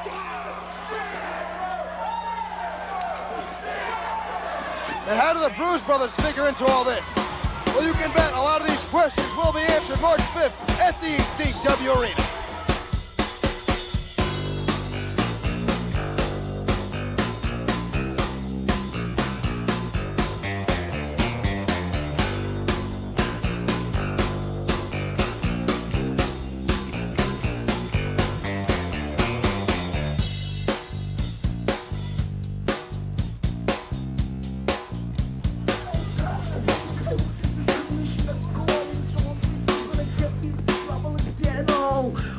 Rocco, have I ever dissed you, Rocco? Don't answer the phone. Don't touch it. Listen, do I take care of you? Do I take care of you? Yeah. Are we brothers, Rocco? Huh? Are we brothers? Yeah. Okay, listen. We got to find the paper, see who gets the next title shot, because we need the title. That's a good idea. Oh, look, Rocco, don't touch everything with your fingers. Oh, don't worry, Johnny. Don't worry. Go find that. We gotta find that, baby. We gotta find that title shot, because I'm telling you, I hope they don't give the next shot to the Blues. We need Brothers. We need Vince. Put them away. We need them. We'll get them. That's okay. Okay. Gee, gotta be some here somewhere, right? I don't know. It's gotta be in here. You gotta look. Because you know we deserve it. Just like we beat them Bruise Brothers. 1, 2, 3, right in the middle. No rules, Commissioner Gordon called for it. And then Kevin Sullivan and that little rat pack, Taz, whatever, jumping up and... Oh, we came in there and we helped you, Tasmaniac. We helped you, Sullivan. We beat them Bruise Brothers off you like a dog. And then you turn around, and what do you do, Mr. Sullivan? You diss my man, Johnny. He touched me. You keep your finger away from him, and we could have beat you like dogs. And we will. And you owe us, boys. You owe us. And we're looking for the next title shot. Papers or no papers, Johnny. We're deserving of it. Rocco, we are gonna be the ECW Tag Team Champions, just like we are gonna be the NWA World Champions. Peace. We're out of here. Drop that shit one time. Drop that shit one time. Drop that shit one time. Drop that shit one time.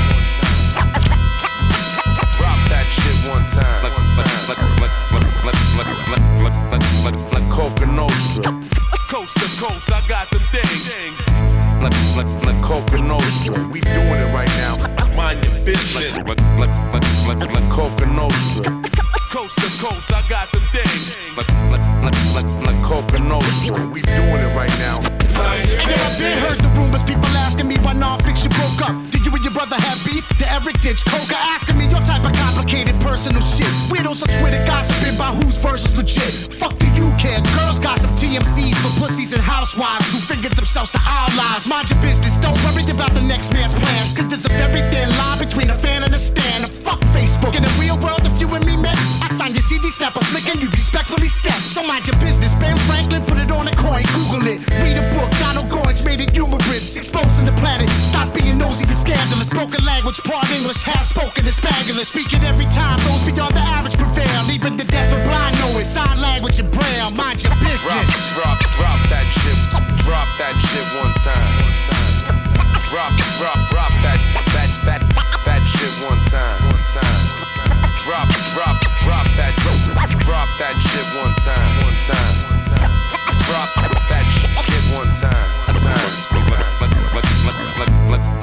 Like Coca Nostra. Coast to coast, I got them things. Like Coca Nostra. We doing it right now. Mind your business. Like Coca Nostra. Coast to coast, I got them things. Like Coca Nostra. We doing it right now.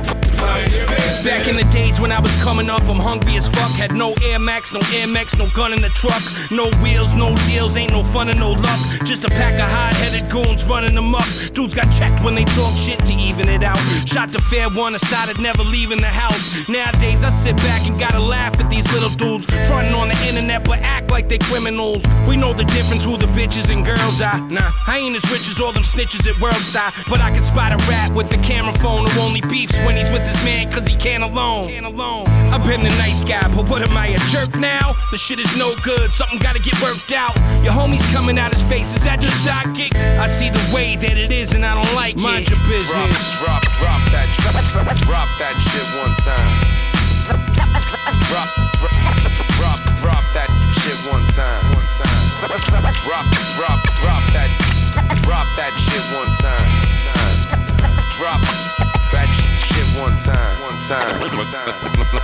If you worried about mine, you ain't handling yours. Counting the real hustler's paper, but flapping your jaws. Only your hoe worry about what a pimp got in his pockets. Only broke motherfuckers got spare time to gossip. I'm too busy, you never broke. Amongst the clever folks, like Coca Nostra, we forever dope. Homie, check the quote. This ain't complicated like hieroglyphics or rocket scientifics. Just keep your mind on the money, your mind your business. So stop staring at me, man, with your neck tattoo. Fuck your life and your wife, she can get slapped too. Who the fuck is he? Bitch, you ain't met that dude. This is my business, you best respect that too. You might have seen me on the silver screen, heard all my alcoholic shooting guns in the movies, coming back to snatch your wallet, fist fights and high living. That was my way up. You stacked the odds against me, and now it's time to play up. Mind your business. Drop that shit one time. Drop that shit one time. Drop that shit one time. Drop that shit one time. Like Coca Nostra. Coast to coast, I got them things. Like Coca Nostra. We doing it right now. Mind your business. Like Coca Nostra. Coast to coast, I got them things. Like Coca Nostra. We doing it right now. Mind your business.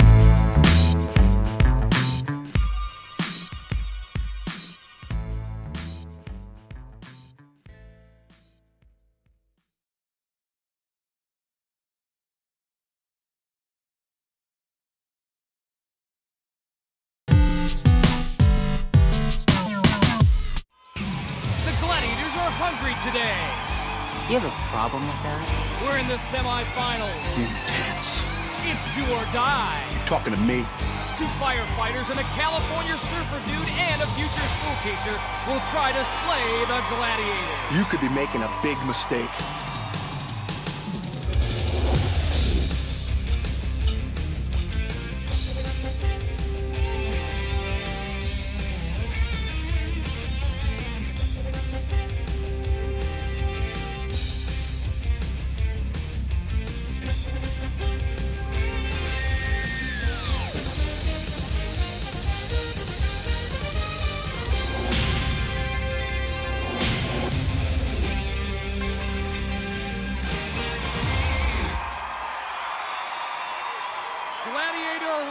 Rocking and rolling, and today the last two spots for next week's championship will be filled. Hi again, everyone. I'm Mike Adamley along with Lisa Milosky. And Lisa, today, two great matchups we have in store for the fans at home. Let's start with the men's side, where it's going to be the surfer versus the scrapper, Sean Goodwin versus James Fanchier. You are right. Some great competition. The big question, who is going to dethrone our big surfer dude, Sean Goodwin? He is the big kahuna right now because he scored over 60 points his last time out. But James Fanchier, wiry, scrappy, he may become Sean's biggest nightmare. Well, the Gladiators have been working overtime trying to solve Big Sean, but Tower told me moments ago he's got an ace up his sleeve. They'll meet later in the joust, but right now it's time for our King of the Hill game, the Pyramid. Let's go to it. And literally for our contenders, it's all uphill. They'll have to get by Sabre and Turbo. They're ready to go. So are James Fanchier and Sean Goodwin, poised at the base. First man to the top will pick up 10 points. If both contenders make it there, the second man up gets 5. You guys be ready to catch Turbo. He's coming down. Sean Goodwin, pretty confident heading into this game, but Turbo is tough. They crisscross, but that one doesn't fool our two Gladiators, and Turbo wrapping up Sean, trying to send him to the bottom. 30 seconds to go. Oh boy, they're going down. Turbo and Sean. Sabre's got a hold of James. James is giving him a good battle. Fighting and scrapping for every piece of real estate. Watch it. Turbo hustling to get back in position. Here comes James. looking for any kind of opening. Saber right there, however. We're under 10 seconds. Sean gave him a wrestling move, but it may be too late. Well, they're down at the bottom, so Sean can't make it to the top, not with Turbo on him. And that is it. Tough go around. Score one for Turbo and Saber. They are whipped. Turbo, this event is a little like coffee with an extra dose of caffeine. What a way to wake up. Oh, we got tangled up there. Seems like we fell 10 feet. First thing that hit was my head. Boom, flip off your head. Yeah, they either wake you up or put you back to sleep, one or the other. Communication is the key. We have our own traveling zones. As long as we stay in our own zone, just like the airplanes coming in to land, then everything should go right. A flight pattern. You guys are in the zone all right. Nice work. Landing. Serious landings. I guess so. James will need a breather and a seamstress after that win. Women are up next, an all-California matchup, Kathy Marino and Kathleen Scarvers. 35-year-old Kathy, 5'7", 148 pounds, a firefighter for the city of Long Beach. She's a former Olympic kayaker. She competed in both 1988 and 92. She'll battle 28-year-old Kathleen Scarvers, 5'8", 140. Another firefighter, she's from North Hollywood, a former tennis and track athlete at Wyandotte High School in Kansas City. And standing atop the pyramid, a pair of powerful bookends, our gladiators, Ice and Siren.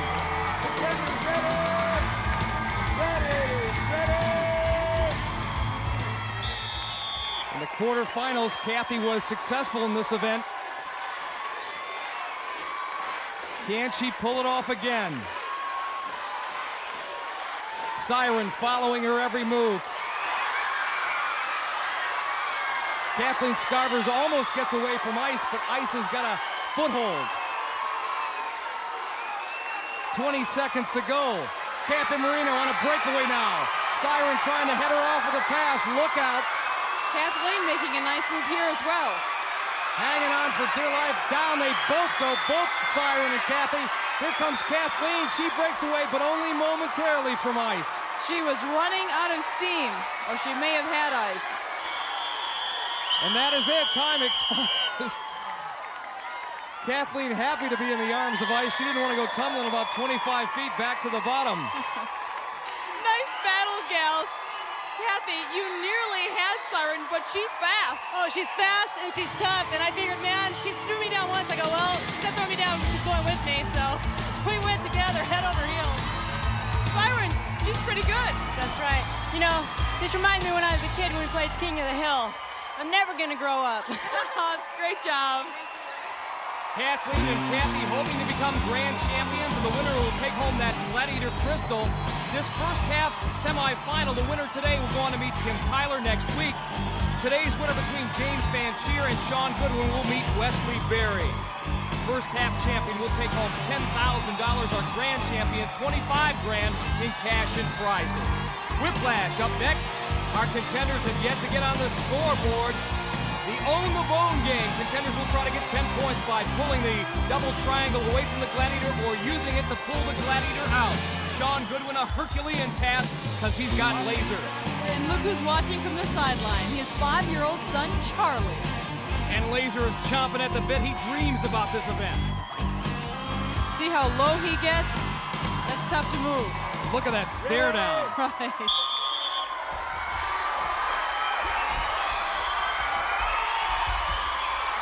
Laser will try to counter everything Sean does. Now Sean going in another direction. Really jerking at that dog bone. 15 seconds to go. Oh. Yeah, that move right there, a decisive one. Come on, baby. Sean, so tell me what happened up there. Great battle for a while. This is what happened. Broke the wrist strap right off my wrist.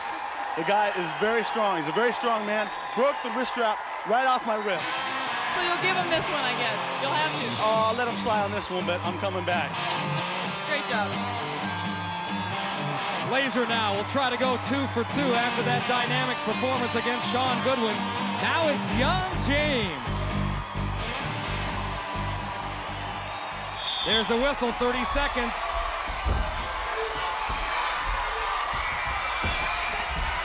James has got it going. Oh, Laser saves himself at the last second. A dynamic move by fan cheer. Laser catches himself at the last second. Remember, James with all that wrestling skill pulls it away. Oh, man. He hooked his feet, and he got him down and took the bone out of his hand. That is a major upset. James with his whole family here from San Jose going crazy.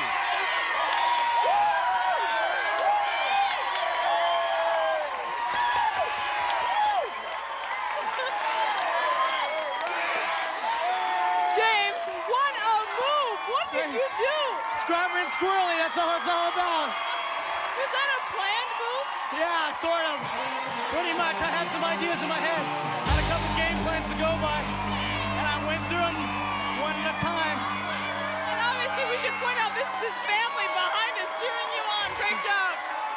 Gladiator Arena can be a lonely place, but not with support like that. All right, Sky and Kathleen Scarvers. Grip reaction time, very important in Whiplash. Referee Larry Thompson making sure everything is even Steven. Up and down, way They're down, locked in. We're set to go. 30 seconds the time limit.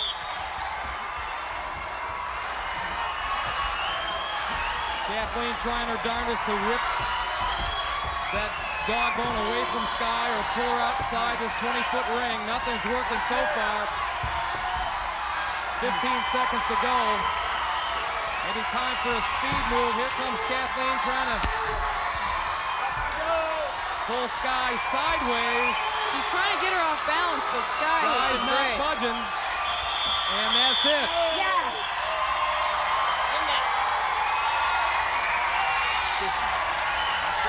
Sky one mean machine in the Whiplash ring. Now Kathy Marino getting locked in. This, her best event. As you saw, she's 2-0, and her biggest fan right there, 3-year-old Jared Marino. Larry Thompson making sure everything is even, Steven, fair and square. Kathy got the draw, had Sky going early. Oh. Disqualification contender, 2 hands on the bone. 2 hands on the bone. Let her play. I'm not done yet. Let's do it for fun. Wait, that's Larry Thompson quick to call the infraction. Neither the contender nor the Gladiator allowed to put 2 hands on the double triangle. Automatic DQ, and that's what happened to Kathy Marino. I didn't want to do it. I fade. What can I say? I wouldn't let her use both hands. Well, that's the way it goes. As a matter of fact, Kathy is used to using both hands as an Olympic kayaker in 1988 and 1992. But next you'll have to take to the air. Swing shot, our next event.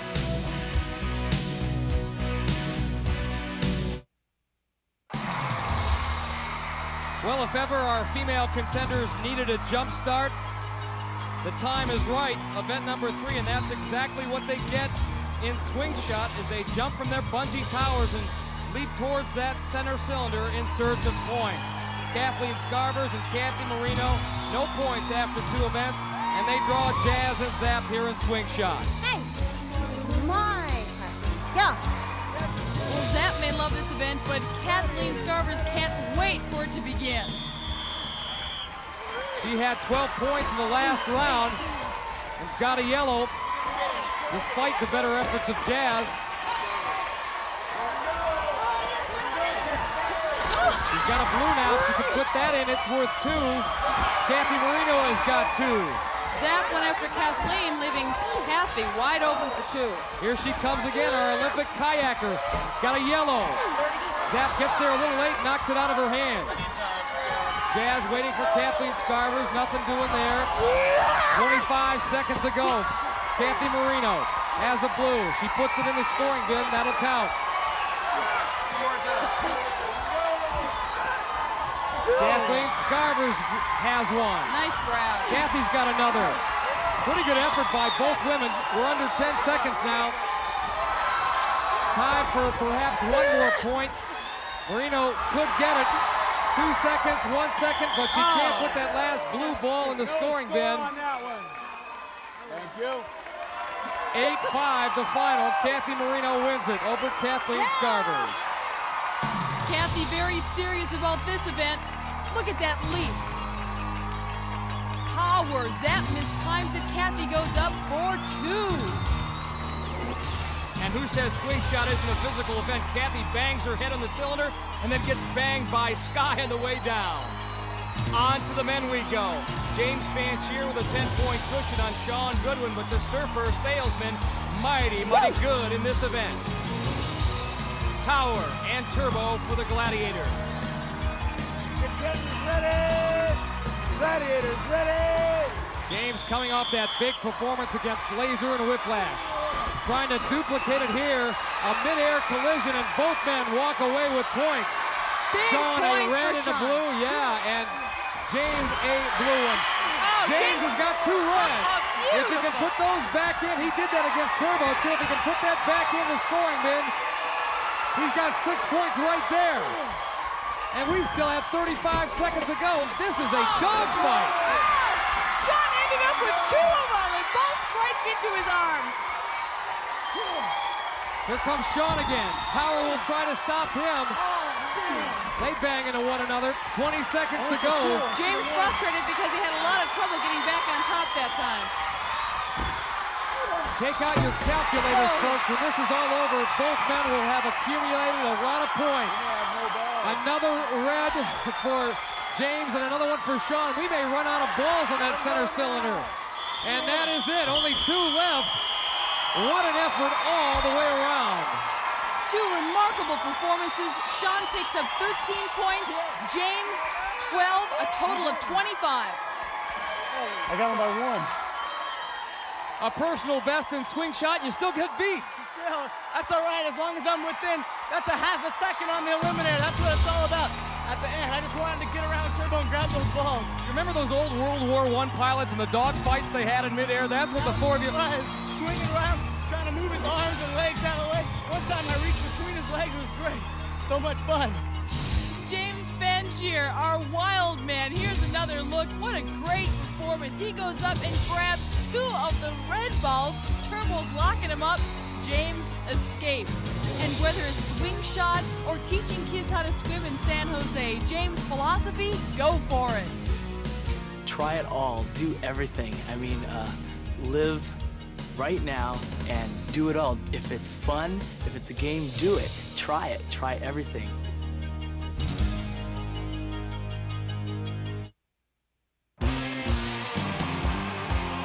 When the contenders don't make it, there is frustration. But when they go all the way, all 32 feet, there is no more exhilarating feeling in the world. Our event, The Wall, event number 4 for our 2 semi-finalists, Kathleen Scarvers and Kathy Marino. Kathy right now with an 8-5 lead after 3 events. Kathleen has gotten better and better at this event. Her problem, Zap, one of our best female gladiator climbers. Kathy also excellent, but her follower, her pursuer, Ice, also good. Firefighter. I heard she's pretty good on this wall. She hasn't met the ice yet. Well, she is pretty good, Ice. Here's some video of her practicing. First woman up, a winner in 10 points. If both women make it up, the second one will get 5 points. Don't stop till you get to the top. Kathy, the Olympic kayaker with the powerful upper body. Moving well, but so is Ice, hot on her heels. But Kathy makes it around that ridge. Kathleen makes it around as well. We could have 2 for the top. It's a race. First one to the top in under 60 seconds will pick up 10 points. Kathy Marino hanging on for dear life, however. Kathleen Scarver's right there as well. This is going to be close. Great job. Marino's got 10. Can Scarver's get 5? Zap's got a hold of her leg. Wow. It's going to be a shoestring, I should say. Holy cow. Come on, Kathleen. Yeah, she's done it with 10 seconds left on the clock. Both our women make it in one of the most exhilarating climbs I have seen here on American Gladiators. Absolutely dynamic. Sensational. Kathy Marino, first you. Tell me, how sweet is the feeling being up on top? I tell you, I need every single one of these points I'm going to get because, you know, this is just one aspect of the game, and I feel really good right now. Kathleen, I don't know if you were aware or not, but Zab had a hold of your shoestring and a great power move on your part to get 5. How did you hang on? I don't know. I was just trying to get up there with the birds. And I made it. There's an eagle on my shoulder. Well, the men are ready to get a little wind beneath their wings in the wall and providing the incentive for James Fancheer. There's young James, will be laser. He's going down. Sean Goodwin will have Turbo in pursuit of him. And I guess that's the Gladiator climbing game face. Sean with a chance to take over the lead. And this is a rematch with Turbo. He got Turbo during the elimination round. We'll see if he can do it again. Look at Laser. He covered 10 feet in about 2 seconds, and he is battling with James Fancheer right now, and good one. Takes the leap and pulls him down. Turbo moving in on Sean Goodwin, but Sean across that middle ridge. Something of a buffer zone for our contenders. Turbo almost there, but Sean pulls away, and he did it, yeah. And you know that young Charlie, Sean's 5-year-old son, who's in attendance here at Gladiator Arena, is going wild. Almost, but not good enough. Yeah. Sean wanted this badly. Look how he escapes Turbo's grasp. And once he does that, he's on his way. Very well done. Sean, our California surfer dude. There you see him on the beach. Sean's been surfing all his life and lives by a simple philosophy. My motto is, as I live and learn, dig and be dug in return. This saber cuts through contenders. Through 4 events, James Fancheer and Sean Goodwin have shown well, but the easy street may come to an end because the gauntlet is no paradise alley. James Fancheer up first, trailing by 1, will have to get by Hawk, Tower, Turbo, Saber, and Laser if he's to pick up additional points. Come on, James, come on. Bring it on, James, come on.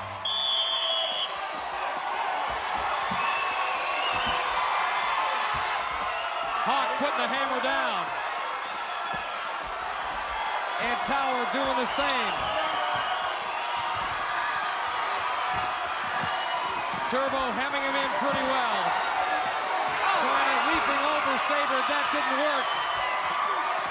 He's giving it. James Fancheer, young James cannot get out of the gauntlet in time.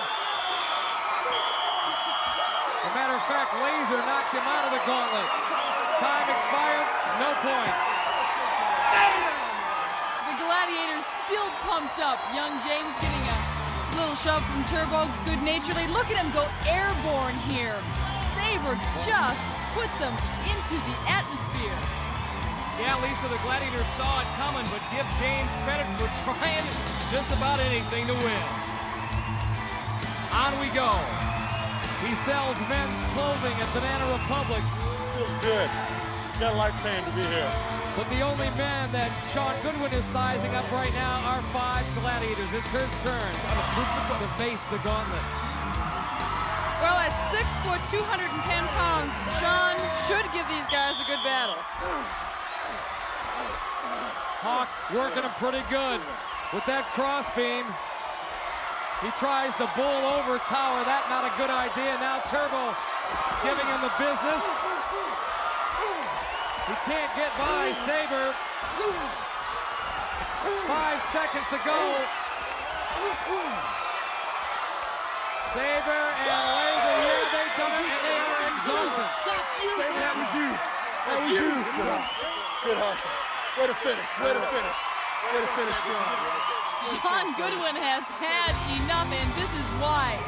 The gauntlet is a team event, but Saber's the MVP. Saber, you were the key guy in stopping Sean Goodwin there. I mean, in terms of time spent in the gauntlet. Well, it's a team effort, the whole gauntlet is. But each individual section is mine, is Hawks, is Turbo, is Towers, is Labor. I mean, is Lasers. So what we try to do is everybody wants to be the MVP, the most valuable player in a team effort. So today was my day on that guy right there. Excellent work, you guys. Excellent work. Up next, Kathleen Scarvers and Kathy Marino. She knows the task ahead is not a pleasant one. Getting through our 5 gladiators in the gauntlet. Kathy Marino with an 18-10 lead over Kathleen Scarvers. Inside the gauntlet, Jazz, Siren, Ice, Sky, and Zap. Kathy's been playing with a sore left hamstring. She says this event tends to aggravate it. We'll see. That'll tend to aggravate it too. That shot by Jazz. Ice doing a nice job of keeping her body in front of Kathy. Our Olympic kayaker is 10 seconds away from Pater. But Sky is making her pay, and she is not gonna make it.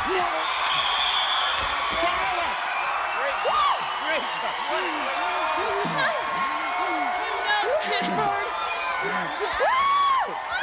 God, that felt good. Sky is relentless. Listen to her. No, no, no, no, no, no, no, no, no, no, no, no. And remember, folks, tryouts for American Gladiators are next spring. So now Kathleen Scarvers with a chance to take the lead if she can get 10 in the gauntlet. This is a woman who came out and warms up on a unicycle.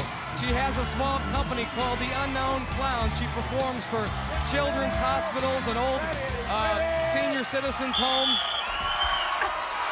Very talented, very giving, and right now she's giving our gladiators fits.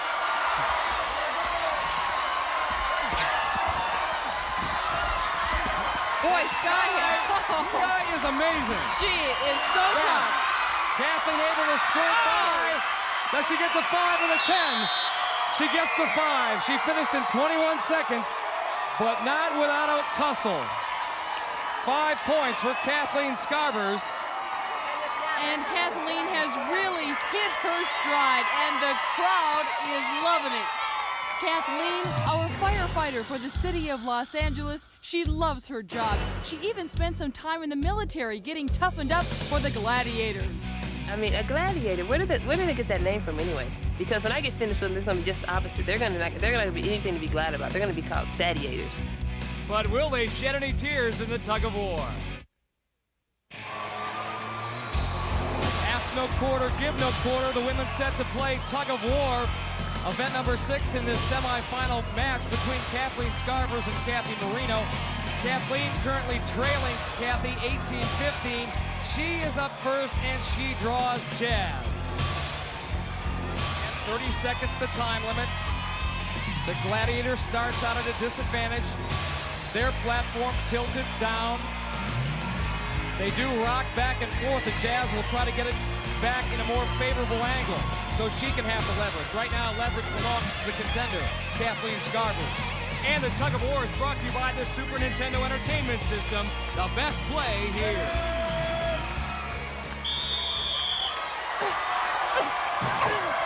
Here's the big jerk by Jazz, trying to get that platform angled her way. Kathleen hanging on by a single hand. Now she's got both back on the rope. 15 seconds to go. Jazz working it pretty good now. She's got the ribbon going to her side. All of a sudden, she stepped on the rope, Jazz did, lost her balance, and the advantage goes back to Kathleen Scarvers. 1 second to go, that's it. Kathleen definitely on a roll. She's victorious again. And Jazz is undoing. Watch her left foot. Jazz on the right of your screen. You cannot hope to cope if you step on the rope, and that's exactly what Jazz did, and down she went.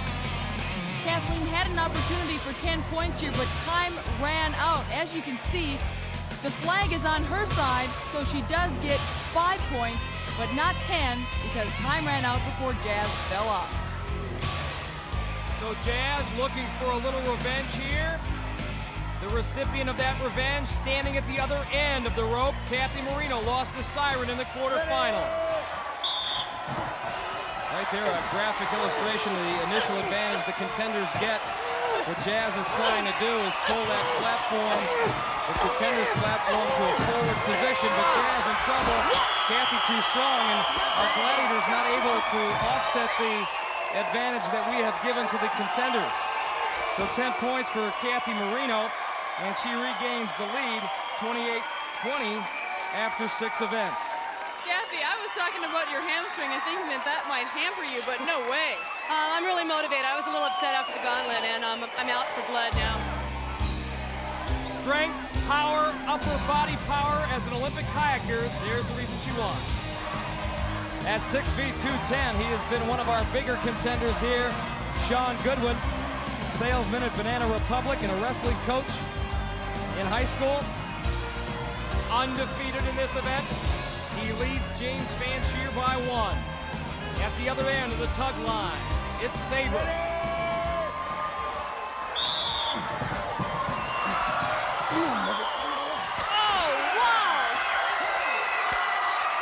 Again, the Gladiators start out at that disadvantage, and if they can't reverse the tide right away, they're usually in trouble.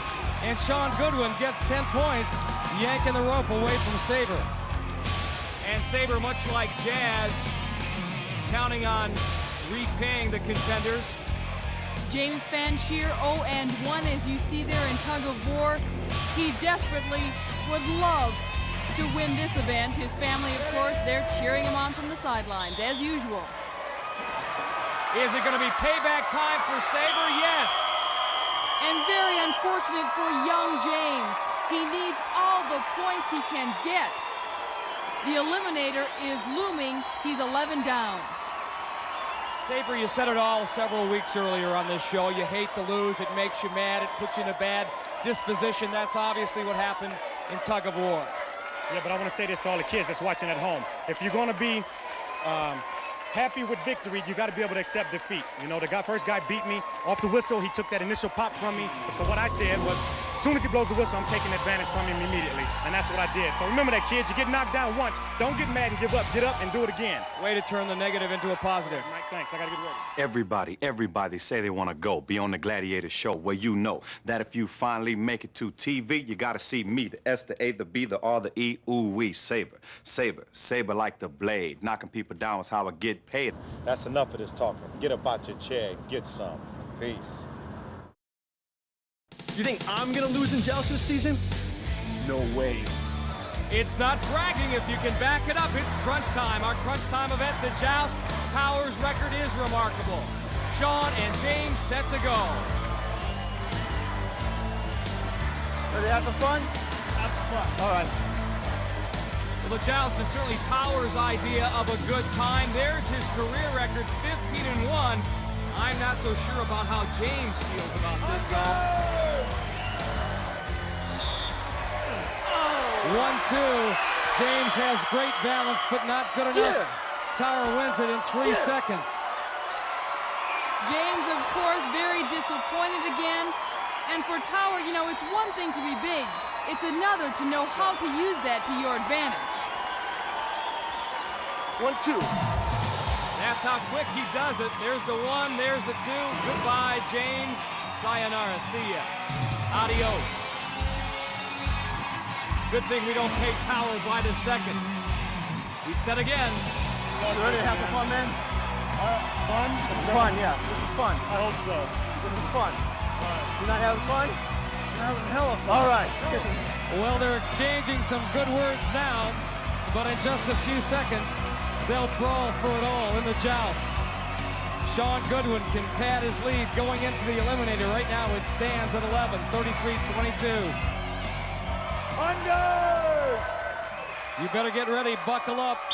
Tower with those first 2 shots, 1-2. He is so quick, so quick.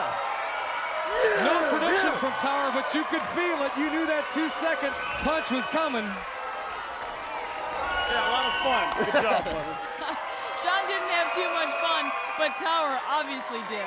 I think the key is not the strength, your obvious strength, but you're so quick to react to a referee's whistle. You know, I try to, kind of out of sight of my head, Mike, on my eyes, is, see Larry Thompson, giving me that signal. I wait till I hear it. Again, it's that first right arm that gets him knocked back. It's just a little pat. Well, in the Joust, Tower, you demand. You demand. I'm the man, he says. I'm the man. Oh, yeah. Kathy Marino and Zap mounting the jousting platform. Kathy with a 28-20 lead over Kathleen Scarvers going into this crunch time event. Zap has experience on her side. Kathy, that great upper body strength, and as an Olympic kayaker, she knows about using sticks. This is a pugil stick, not an oar, but... Kathy looking to pad her lead, heading into the eliminator. Oh, look at Zap work her over with that two-fisted backhand. Zap doing everything, pulling out everything in her arsenal and trying to knock Kathy off.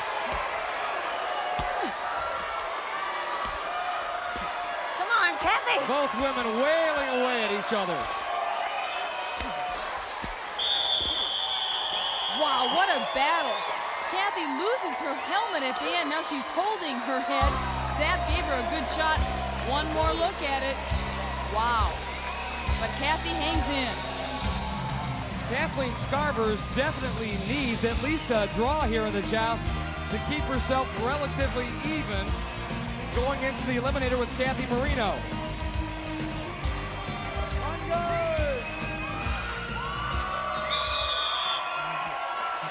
Who's gonna fire the first shot? It's Zap, and she, oh man! Holy cow! That was from downtown. Oh my goodness. Zap with an incredible patented two-fisted backhand. Wow, Kathleen goes down hard. I remember in some earlier shows, Zap, you told me that you did well in this event because of your survival instincts. Having watched you there against Kathleen, I think you're being a little modest. You've got some very good experience on your side. It also takes a hunger, and I got a hunger for this event. I see the guys knocking them off in 2 hits. I said, 3 hits, boom, boom, boom, gone. So there's a real gladiator spirit back there then, huh, in the locker room? Gotta have it, and we got it this year. Congratulations, well done. The Zapster. Zap, great technique, there you see it. Beautiful backhand shot. Kathleen didn't have a chance. Who will advance to the first half finals? The eliminator will tell the tale. I wear an earring because I'm bad. I blush when I'm embarrassed. If someone lies to you, they lose my respect. My favorite pet is ferret. In a woman, I look for personality. My speed comes from my father. What is most important to you? Being respected.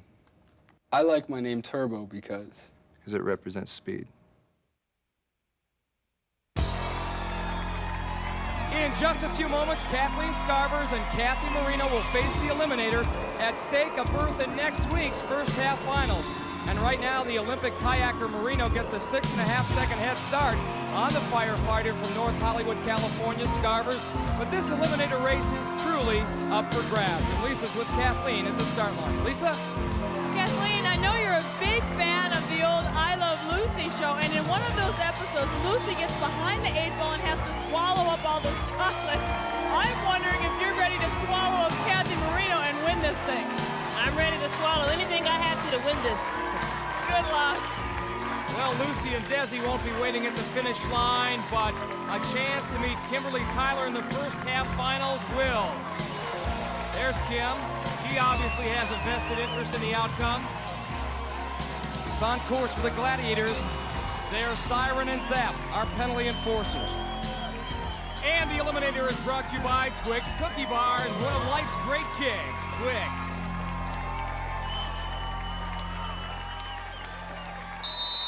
Again, Kathy Marino, the Olympic kayaker in the black uniform, getting the 6.5-second head start. Kathleen Scarvers now gets her chance. Can she come from behind?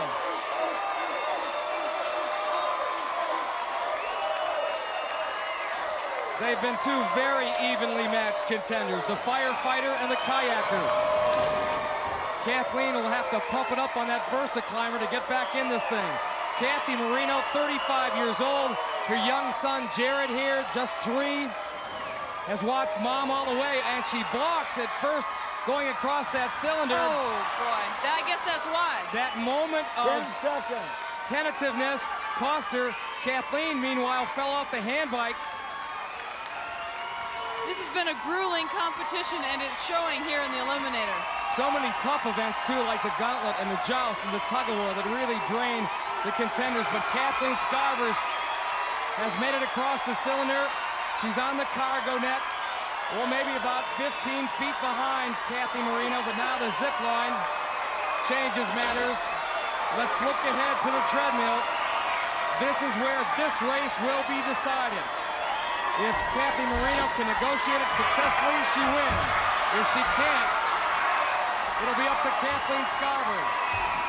Look at Kathy Marino pump. She can't do it. Again, our contenders given 2 bona fide attempts, and then they're allowed to go up the side. Kathleen stepped on the side inadvertently, so she'll have to try again. She can't make it. Neither woman can, so Kathy Marino will break the barrier first, and she is moving on to our first half finals, where she will face Kimberly Tyler. Kathy Marino's time, 1 minute and 41 seconds. One of the interested audience members was Kim Tyler. Both Kathleen and Kathy absolutely exhausted. Kathy, you beat out a fellow firefighter. I'll tell you what, both of you gals sure did the firefighters proud. Well, I hope so. Kathleen's a true competitor and a real winner. Like everybody here, this is really tough. Looks easy at home. Matter of fact, are there any loggers out there that want to teach me how to go over those log? Oh, God. Well, that was great. You made a lot of people very happy. Thank you very much. So Kathy happy that this ordeal is over. Zap and Siren there to congratulate her, but she'll have to do it all over again in our first half finals, and that's the woman Kathy will meet, Kim Tyler. That first half championship coming up next week.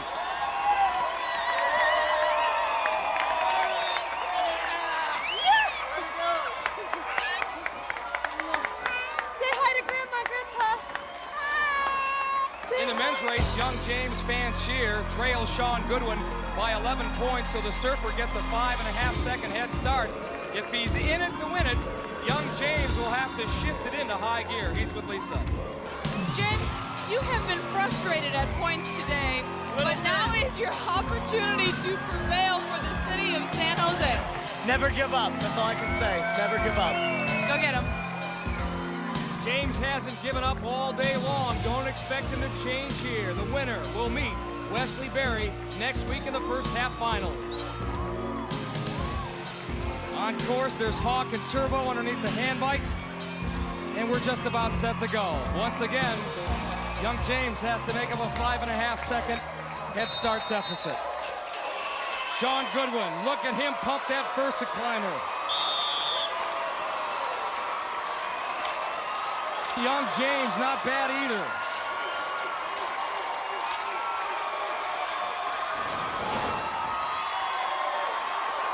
Sean now on the hand bike, that's not a problem, doesn't even use his legs, which you see a lot of contenders do. Like James. Sean is focused. So far, mistake-free.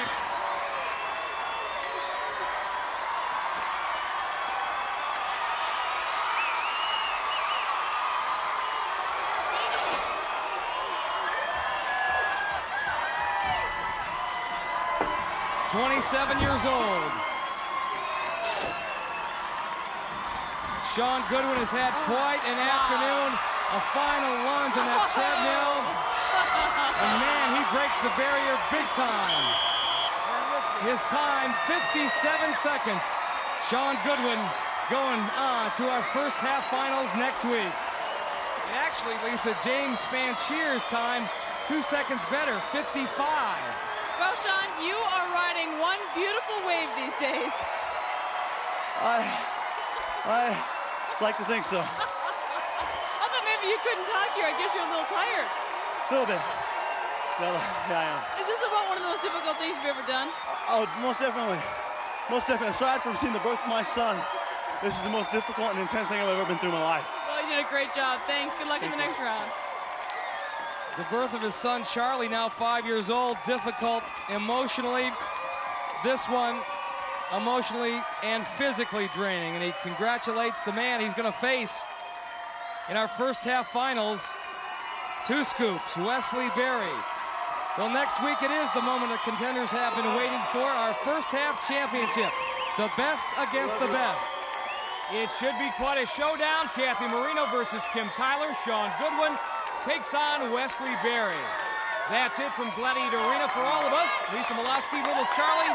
I'm Mike Adamley. See you next week on AG.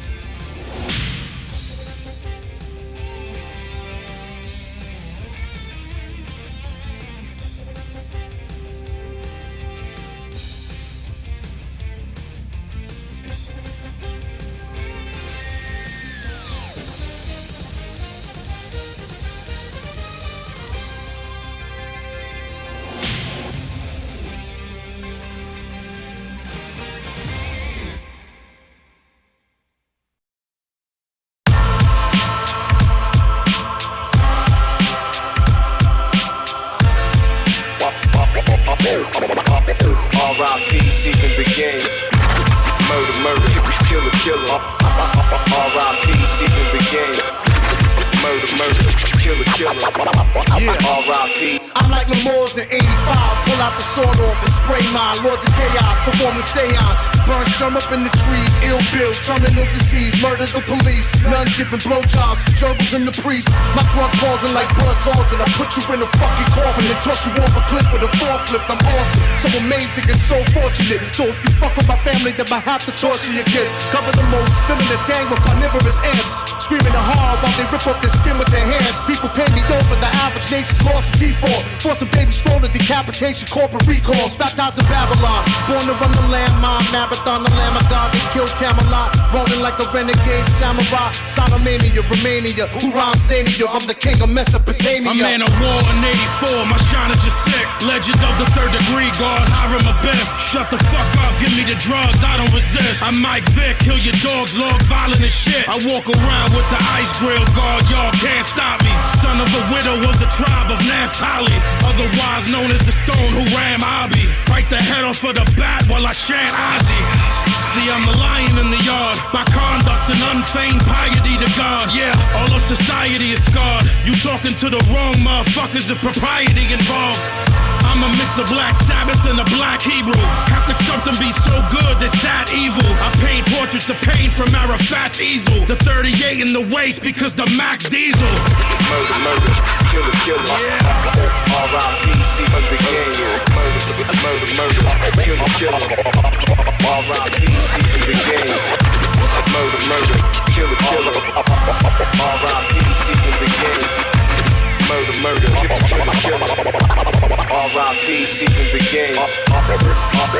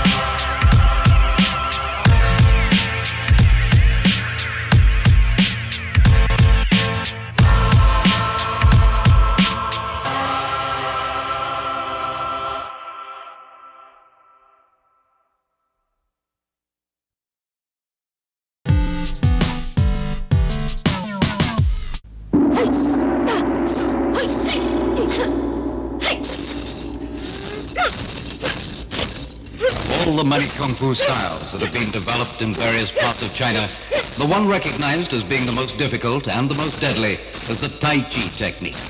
Anyone who wishes to learn it must devote his life to it and must start as a child, preferably at the age of 3. He must bathe in the secret lotions, take the special pills, and hold to a rigorous diet for 30 years. The Earth's fundamental forces are tapped via the 8 octograms. The whole body is in balance. A change in emphasis in one part of the body will affect a countering change in another part. The routines are incredibly difficult to learn, and few either qualify or have the strength to learn Tai Chi Kung Fu. The first steps are to concentrate all energy in the head, to lighten the body. After that, more weight is concentrated in the feet, to promote stability. Finally, all parts of the body are coordinated and fused so that it acts like a single but complex muscle. The result is fantastic strength and control. Every ounce of the body's strength can be transformed instantaneously to one single part. Of the very few who achieve it, their fingers become like steel, their feet steady as rock. Their kicks are like thunderbolts, the fists can break stones.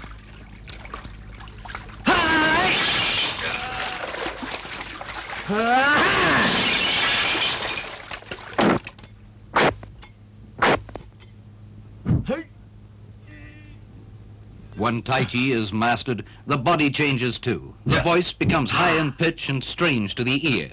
The hair loses color and becomes like snow. The character becomes volatile to match the body's speed.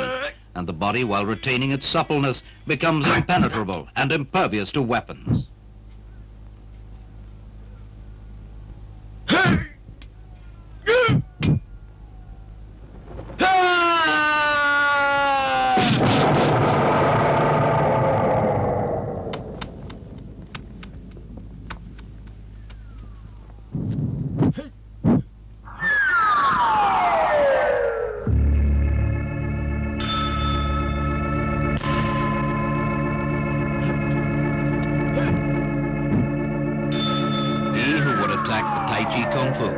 Expect to die. No normal fighter has ever beaten the technique, and many have died trying.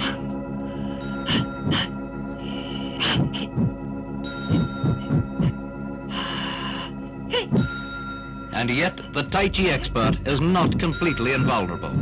There is always one weak point, both in the learner and in the master. With the body's 108 strategic points, the vulnerable point can be moved at will.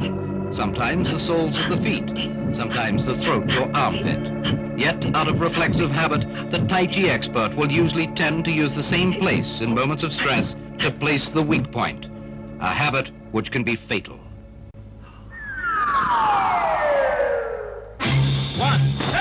2, 3, 4, 5, 6, 7,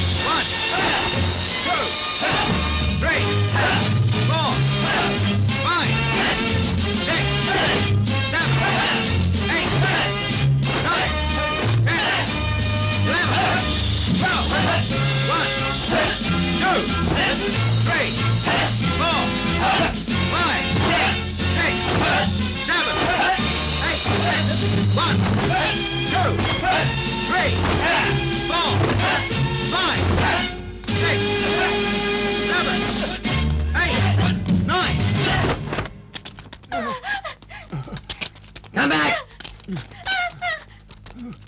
Come here. Oh, please. I beg you.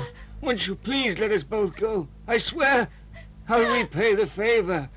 We've our orders, and they're quite clear. Take you back to Chinsan. No. I won't go there simply to die. Your chiefs are much too cruel. Well, you are going there. Master Chin is waiting.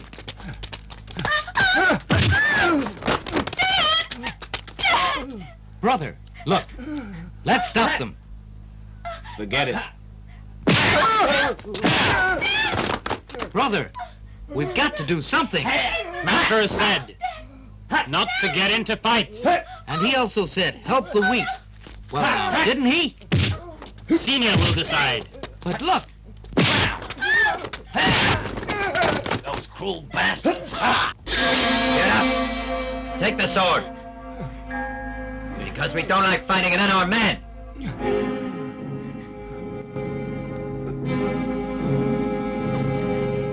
No. Because 20 years ago I swore a great oath. I would rather die than take up my sword again. Garbage! Pick it up! I won't! Damn you!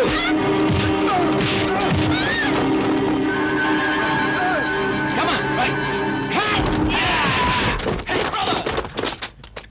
Hey, you! Want to die? You must stop this. Listen, you keep out of this. You'll only get hurt. And that's very good advice. But still, it comes a bit too late. Ha! Hey, stop!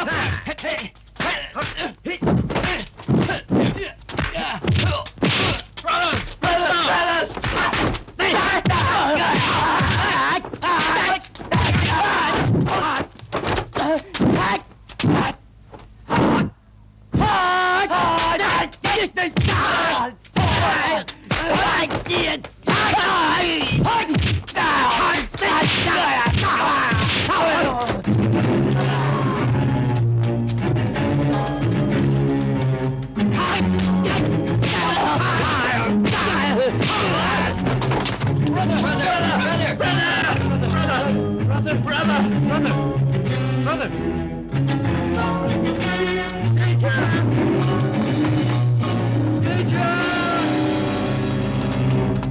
Teacher, it's bad.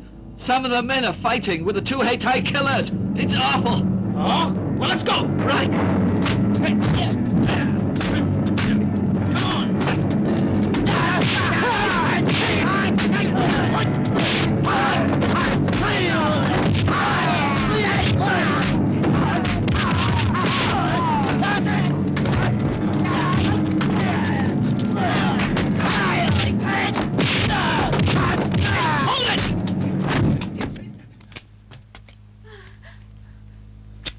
Teacher? Teacher!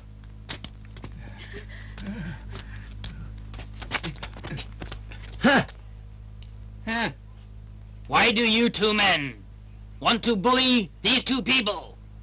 Do you think that's a fair thing to do?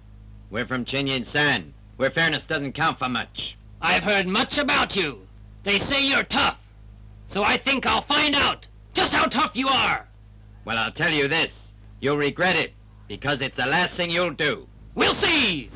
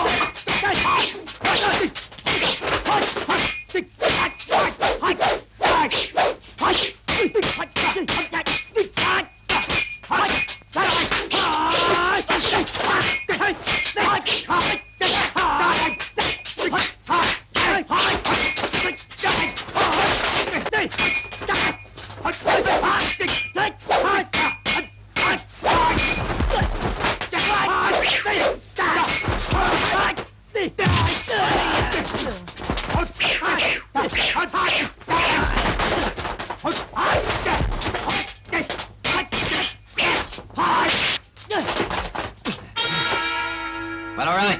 I admit you're better than us. We hay-pie killers admit defeat. But you're gonna die. That I promise you. Right.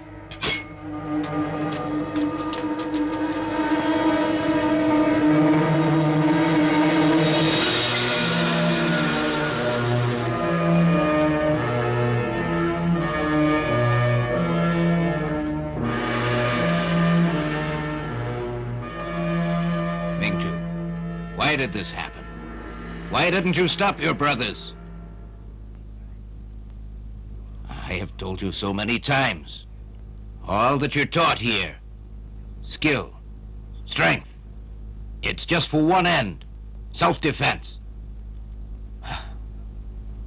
Mingtu, Xiaochun, Lucien, how can you so easily forget the rules I've taught you?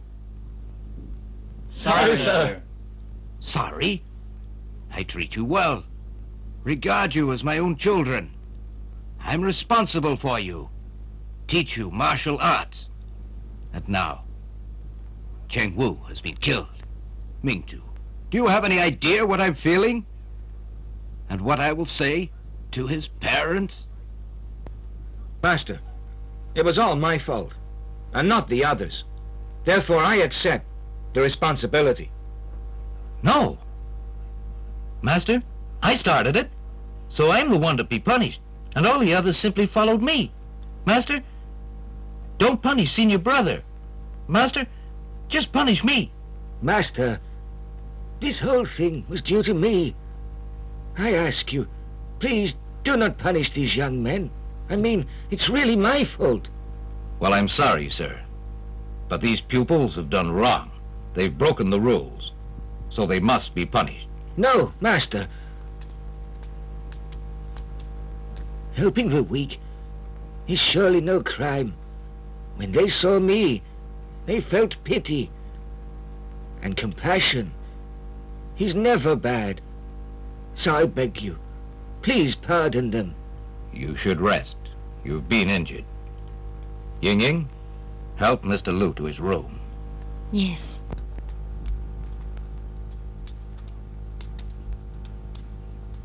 Now I'll listen. The senior pupil, Mingtu, will receive 1 month in penitence. Xiaochun, because he was not in charge there, will receive 2 weeks. Lu Chen must also pay for his imprudence. For the next 3 years, he will not receive lessons. Thank you, Master.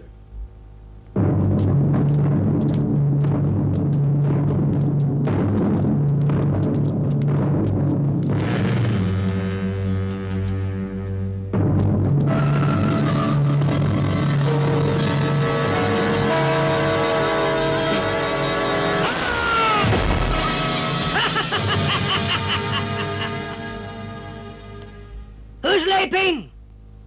That is me. Oh? Do you recognize us then? You're the Chinyin chiefs, I imagine. I've heard of you. That's us. Well, all right. Can I help you? I hear Liu Chen and his girl are hiding in this school. And we have come here to get them. Liu Chen is my enemy, and we have an old score to settle. Your school is not involved. And providing I get Liu, I will forget what has happened. One pupil died, protecting this couple. They are here now in my keeping, and they'll stay. Leping, I want them. Liu Chen is injured. He needs treatment. He cannot move yet. I would suggest you give him time. All right, I shall give him time. He can have 2 hours. 2 hours?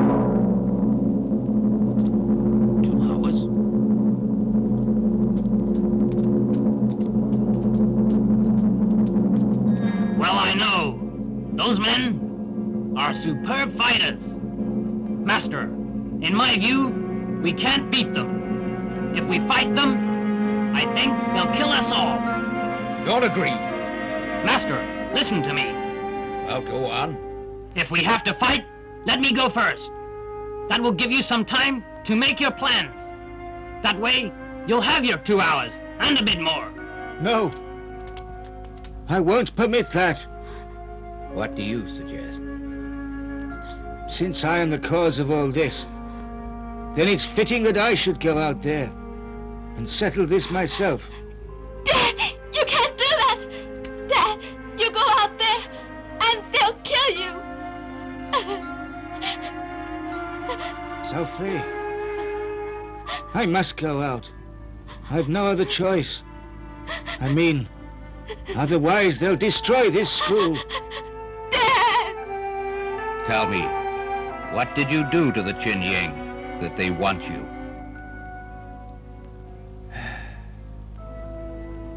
"20 years ago, the Chin Ying chiefs were in Huapei, and they committed many crimes there, and they killed a great many people. At the time I was traveling through, saw what they'd done." From what you say, you must be a great fighter. So why don't you fight him? No. I've taken an oath before Buddha to kill no more. And so, no matter what happens, I swear I will not lift a sword again. Leping! The time is up! Right. Well, all right. Come on out then. No point in putting this off. Dad! You can't go out there! I beg you, please don't do it! She's right. You can't go, but I can. And I will too. I already owe you too much. So then, I'll not see this school destroyed for my sake. My friend, I've already lived my life, and I'm ready to die. But one thing. My daughter here. Master, look after her. Dad! Dad! Now listen, the Leping School is an honorable place. While I'm here, no one harms you. Brother, let me go first. After all, I'm the senior, so it's right I should. Anyway, those men, they need to see that we're not scared of them. Maybe, when they see we're not afraid, they may even back off. My swords!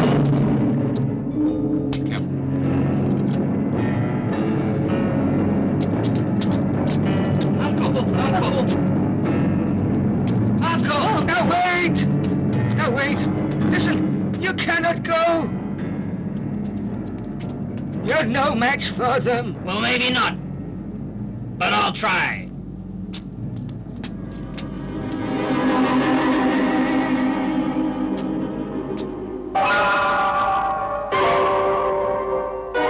You two are evil men. Must be stopped. So then, today I shall try to do that. I shall take him. Right.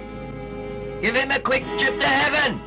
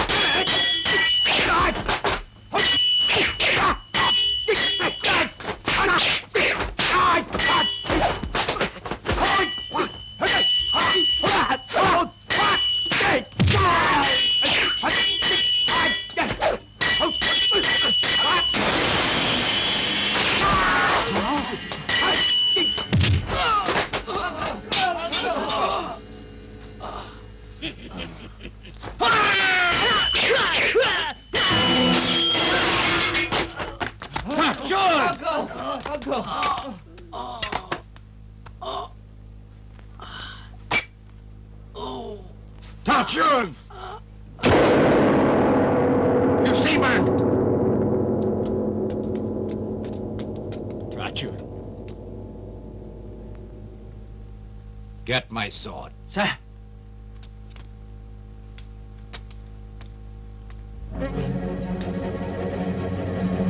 Master! Let us go with you! No! Ping Sir, today the Leaping School here is fighting a battle to preserve its name. And if I should die out there, you will take over the school. Listen, and listen well. Without my permission, nobody is to go out there. All right? And don't you forget that, huh? Sir. Master. You be real careful. All right. Now close the gate. Sir. Get back inside! Dad! Dad!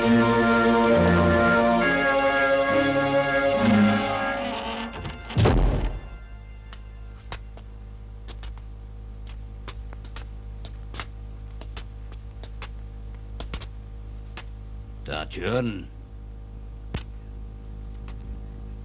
Ti-Wu-Jen. Duku-Ten. Well, all right. I'm ready now. Listen, this one I think should be mine. Well, watch him. This one won't be quite so easy. You're so right. Come on.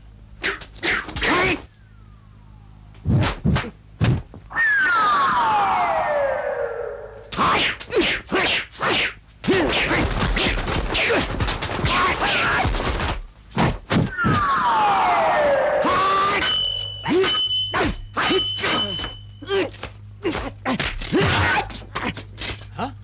Tai Chi style. Dad!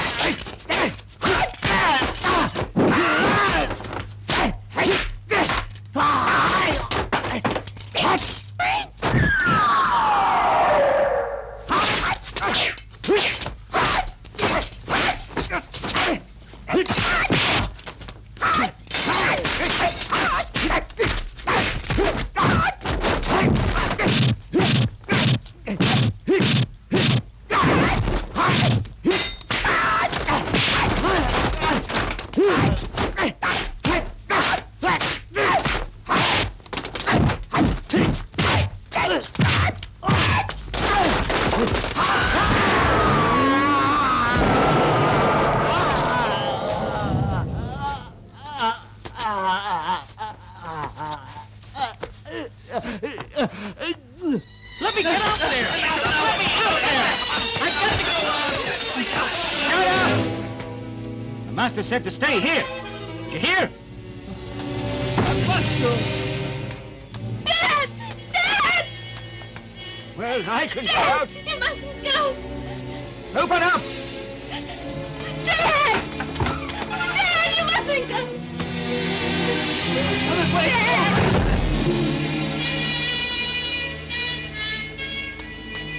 Master Lay! Master Lay! Master Lay! I'm so sorry! Master Lay!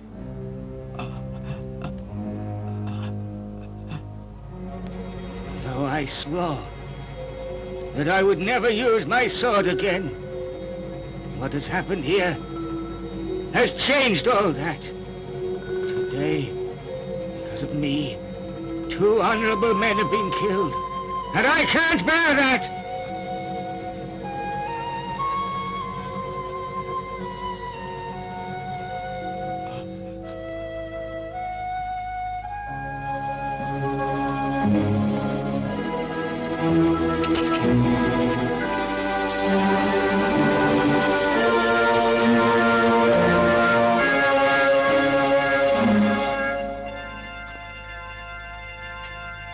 Well, Luchin, you intend to fight me, huh? Indeed I do. So which one of you fights first? One will be enough.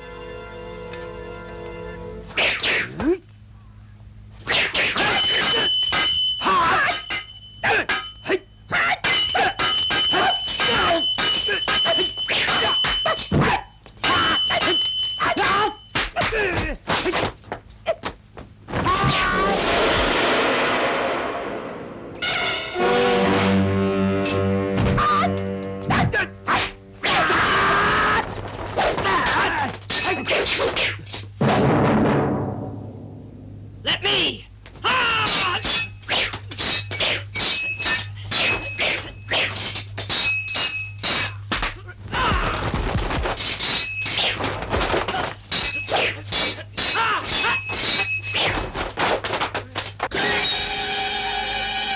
Very good. Together now!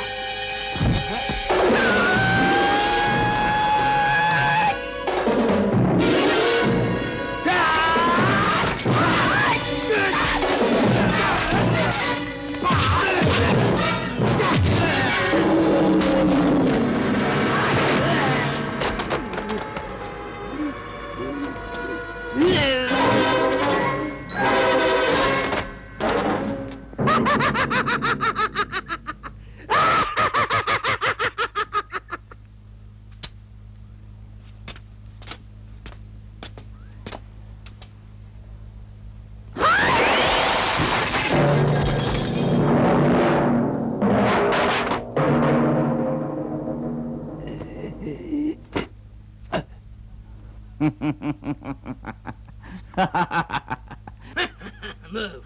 Guys!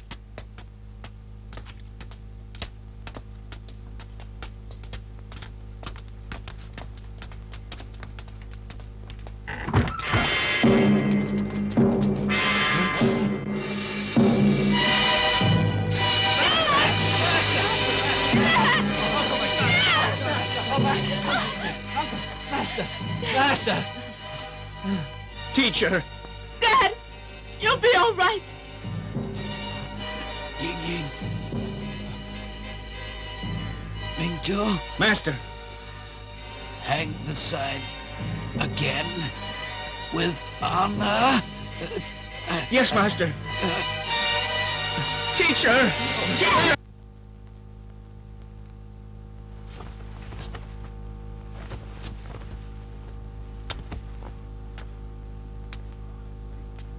Now listen, for honor's sake, our master and uncle laid down their lives, and their killers, those two men, are not just our foes, but all society's.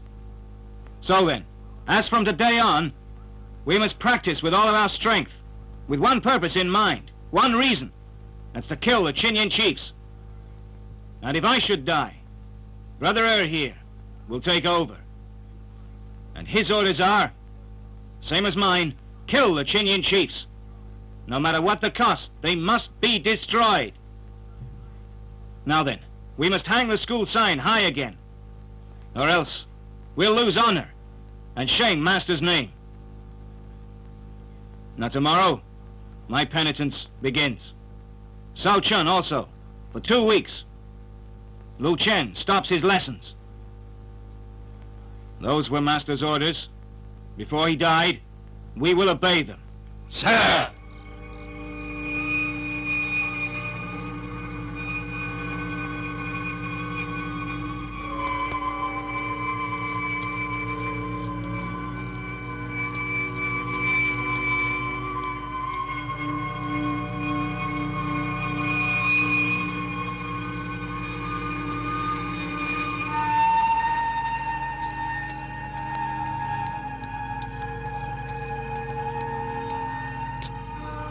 Brother, have some tea.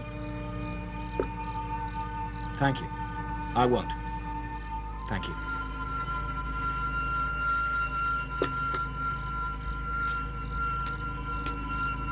And you? No thanks.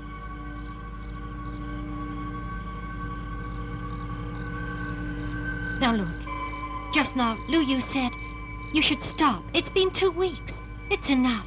If you carry on, you may get sick. No. Master said to do this for 1 month, and I'll obey his order. Master, don't worry. I'll follow your instructions.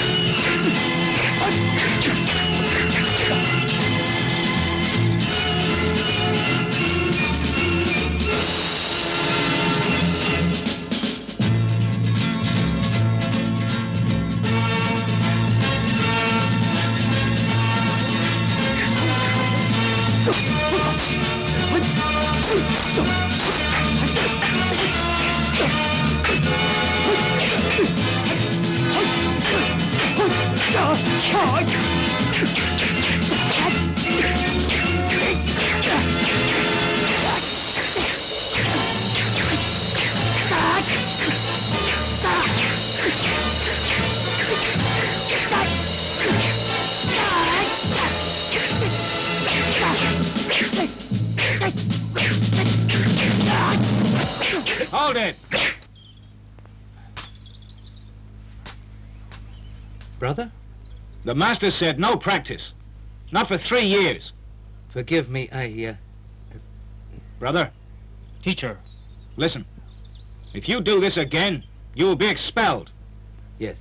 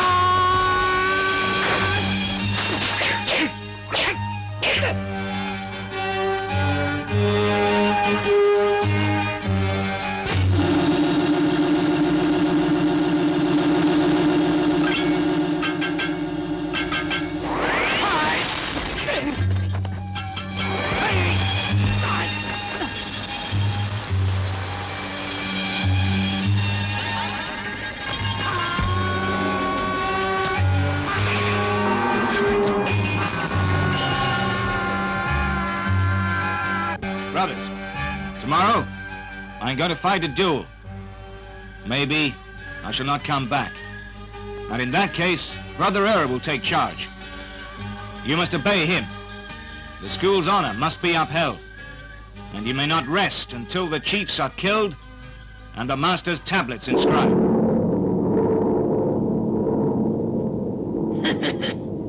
Well, now, I must give you this. You must have guts to come and face me. Jinpa, I'm gonna make you suffer. You stupid fool. You'll die here.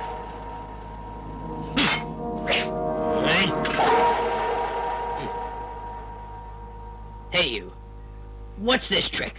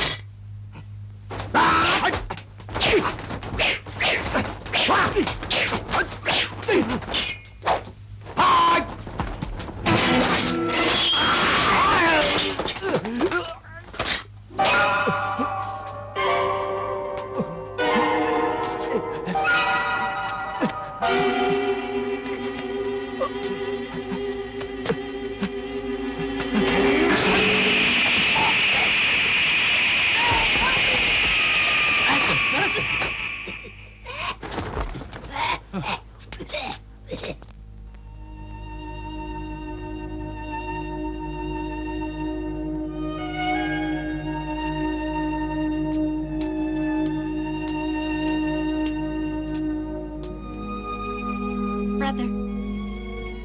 I'm simply no use. I let the master down. I knew I was no match for Chin Pa. I had to use a trick, or else I'd be dead. Brother, now don't blame yourself. You can try again. Just wait a while. Right. Me too. Don't worry. We know you did your best. No one blames you. I shall go to Chun Tien. Master, I must leave.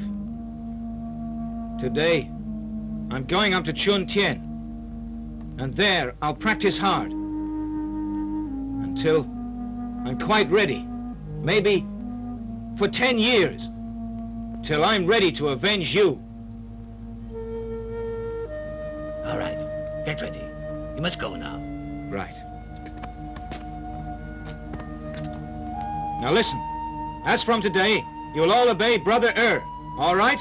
Yes, sir. I'm going. Brother, you take care.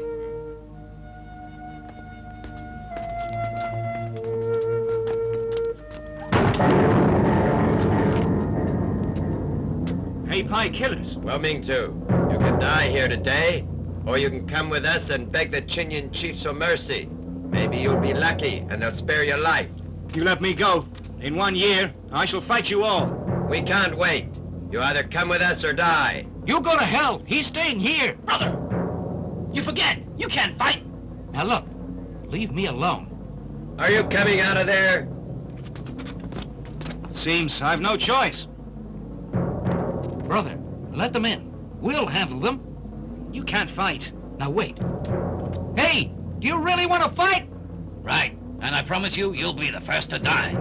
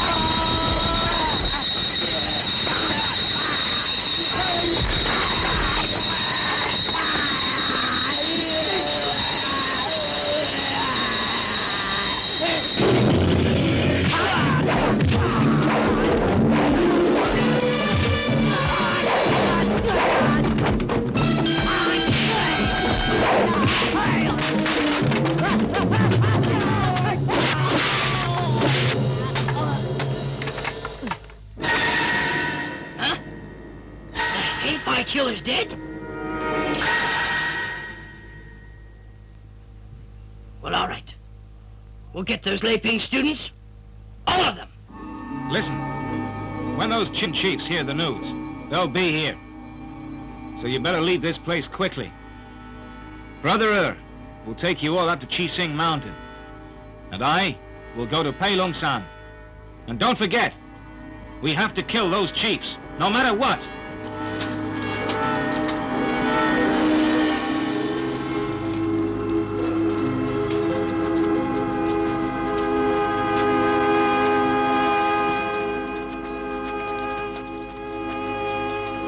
All right, let's split up. You go to Chising Mountains, I'll head for Pailong San. It'll take me 2 days. Right. We'll see you then. Now you look after them. I'm depending on you. I will. I'm off. Right.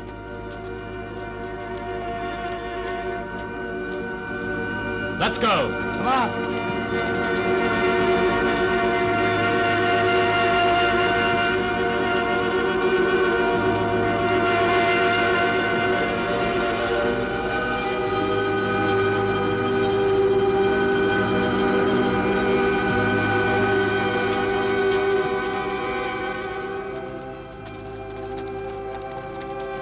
There's the Koshi Cave. Right.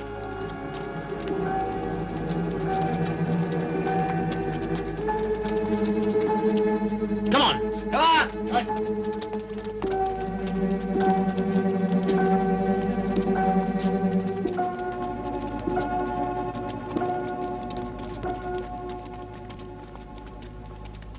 Brothers, for our master's sake, we have to live here for now. Those who feel they can't, they can leave. I'll stay till those chiefs are dead, even if it takes all my life. And you? Right. Awu, Sir. take him inside and let him rest. Sir. Go on. Sir. Come on.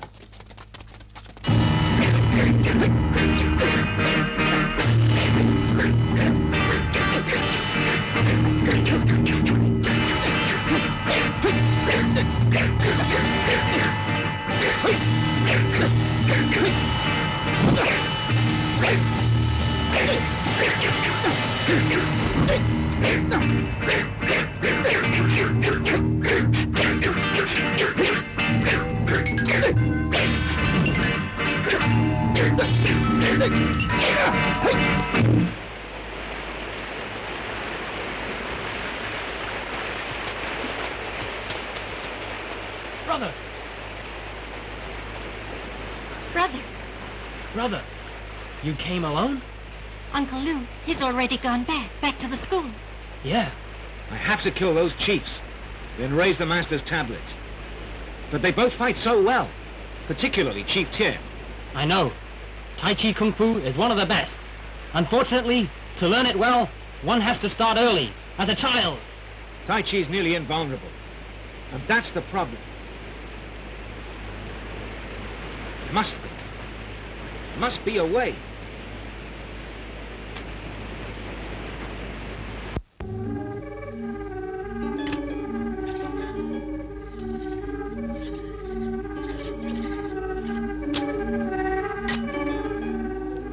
Well, it could work, with some luck. Lubricate the sword. Use lots of oil, which will make it impossible to get a grip on the blade. That could get me that split-second advantage, if I'm fast enough. And I'll have to be. I'll get just one chance, and no more.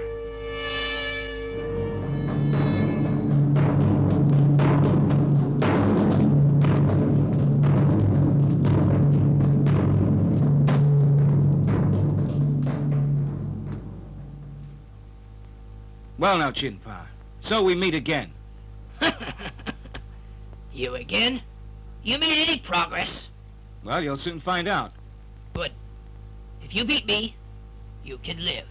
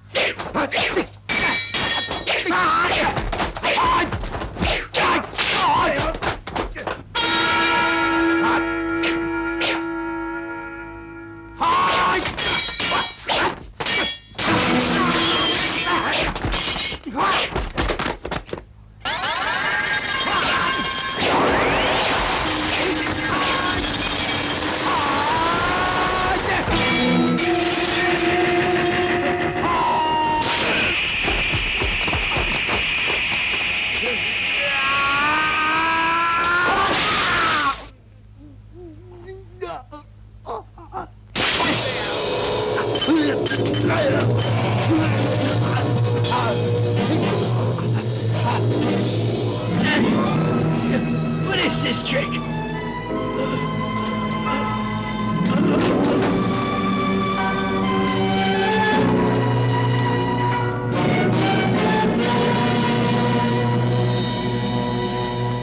Chief there! Chief Tin Pa has just been killed by Yu Ming too. All right, Yu Ming too. I promise. I'm soon going to kill you.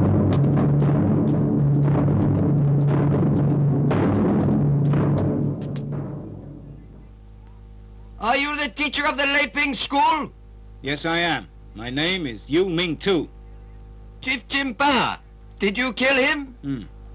Yes, I killed him. In a fair fight. Damn you! You're gonna pay for that with your life! Well, maybe. But perhaps with some luck, I can locate your weak spot. Right! Try it!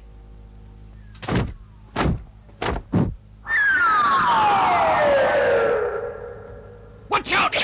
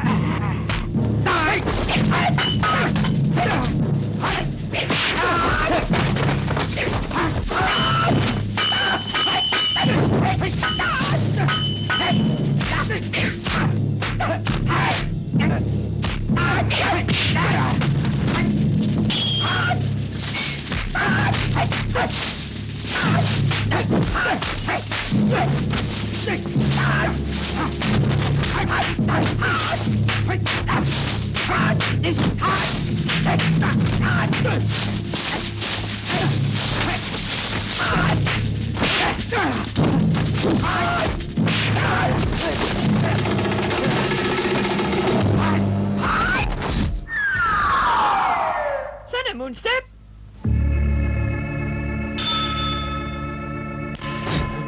Sumen Pakwa.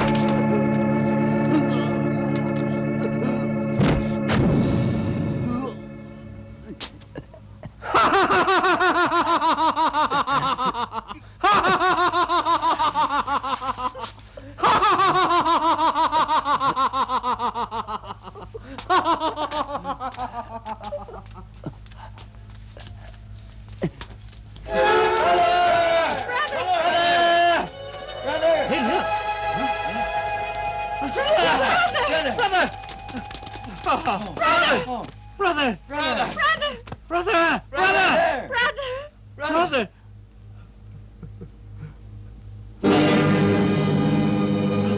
Hey, look!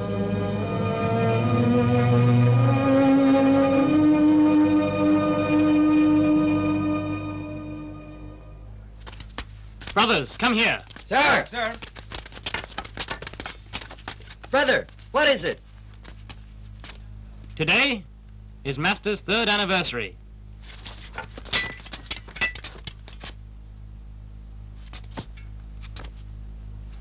Master, this day, once again, we all swear our loyalty to the school. Master, rest in peace. Well, get up. Now let's practice. Sir. Right.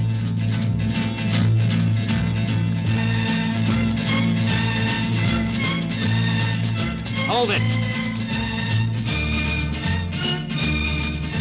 Get up.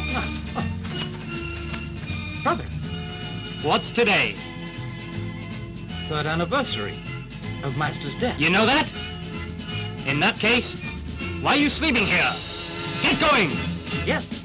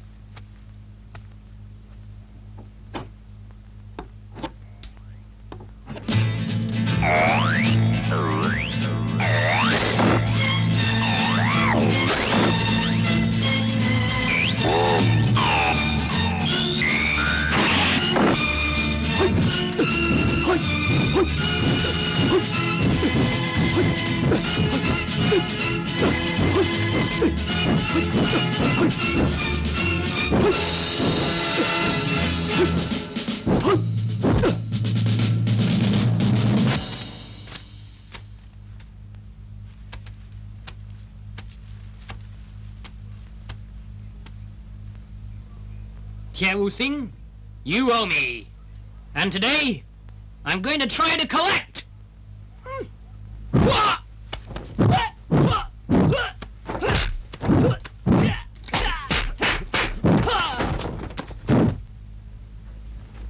Well now, young friend, if you wish, I'll show you Tai Chi Kung Fu.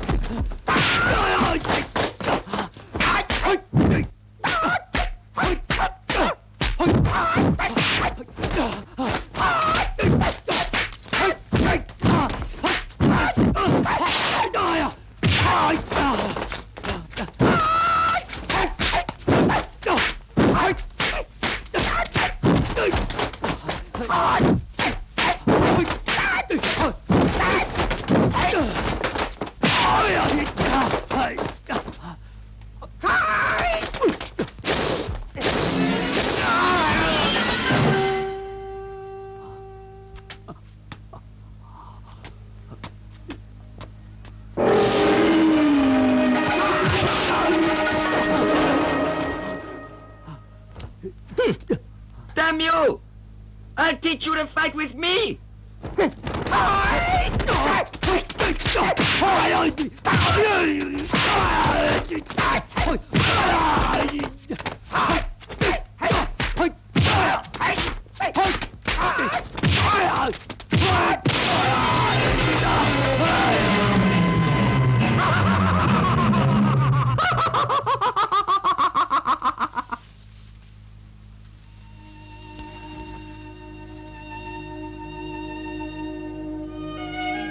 Lucky man. If I'd got here later, then he'd have died.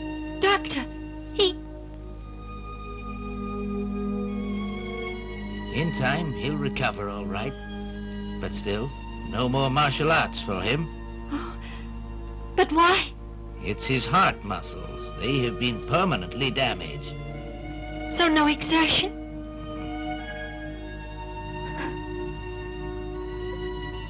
Listen. Brother has been defeated by Tyr. If it hadn't been for Nan, he wouldn't be with us today.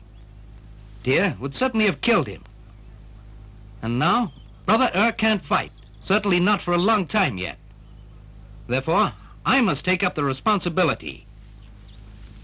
And I swear, we shall avenge the master and put up his tablets. Or stay in this cave for the rest of our lives and live like a pack of rats.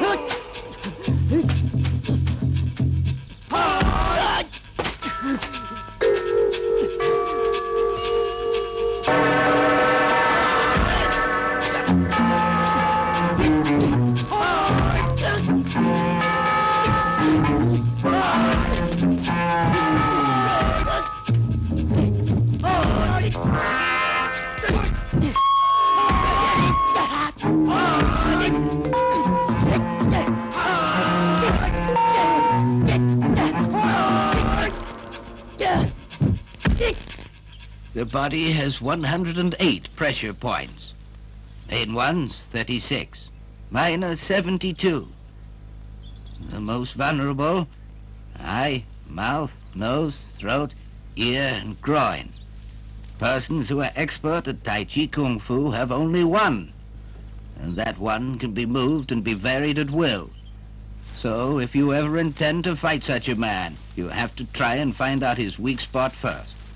And even so, you'll have to fight very well, and need lots of luck too. In fact, your chances of winning are quite slim. Most likely, you will be killed.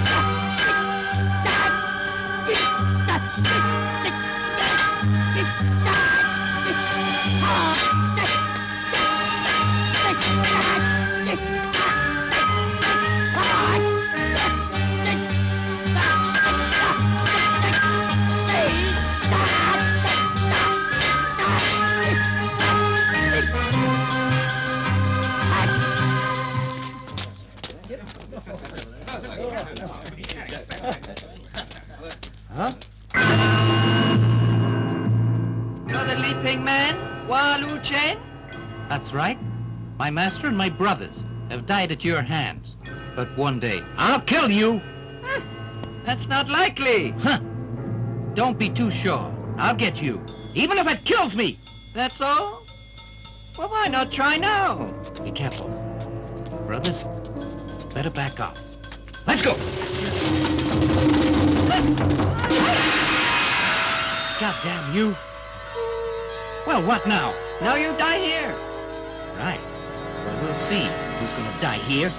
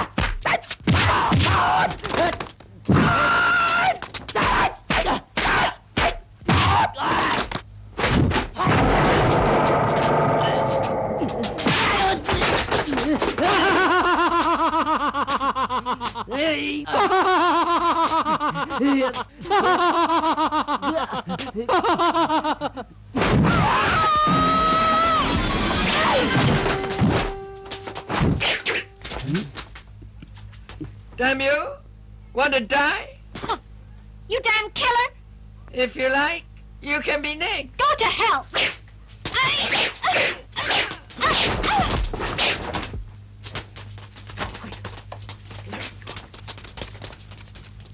Leaping schools seem to have a great number of cowards.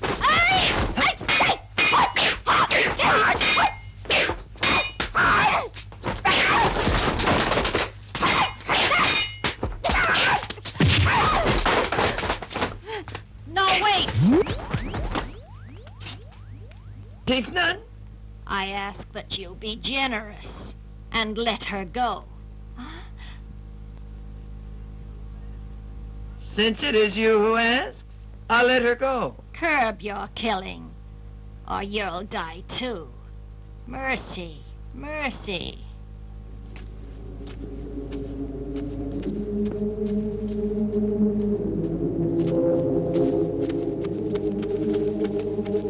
Teacher! Teacher! Teacher! Teacher! Teacher! Teacher, I owe you my life. Thank you, teacher. I'm grateful. Teacher, if I may, can I ask you, can you ever be beaten? They say that he has to have a weak point if it can only be found. But we've tried, and he doesn't seem to have one. Does he? Go home, my child. He's killed too many men. He has to die. Simple justice demands that he does. Teacher, won't you please help me? I've long retired from this world. I cannot help you. Return home. Teacher, please wait. Teacher! Teacher, please wait. Teacher! Oh, please, please help me. No one else can help me. Teacher, I beg you. You must strike when he's not himself. He's not himself? When he's not himself? it himself. You can leave me now. Sir!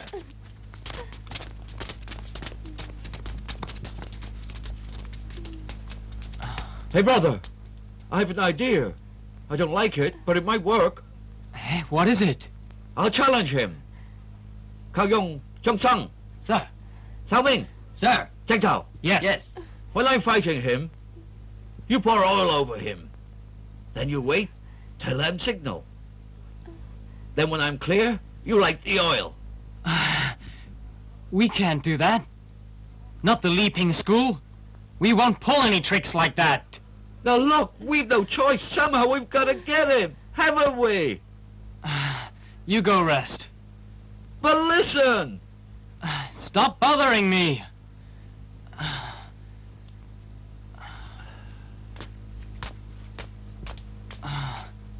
We must rest. Sir. Sir.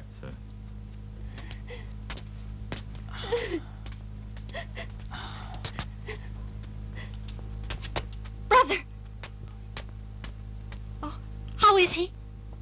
He just took the medicine. That may help him. Oh.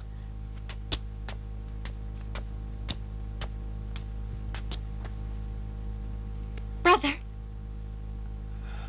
Brother! Brother! You'll be all right. Sister.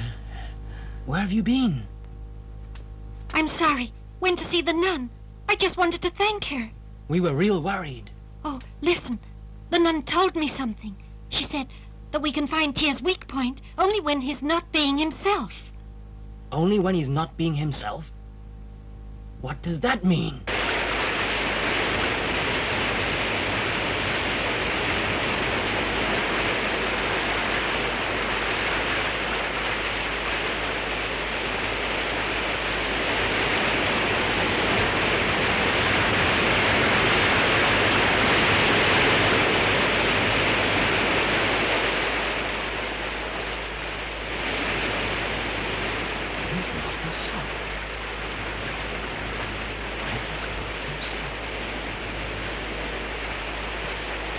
No!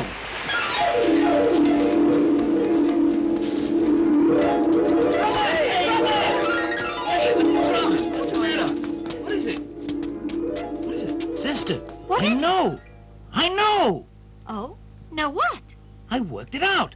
I know what he means. He's such a vicious and evil man. He very rarely laughs. Oh?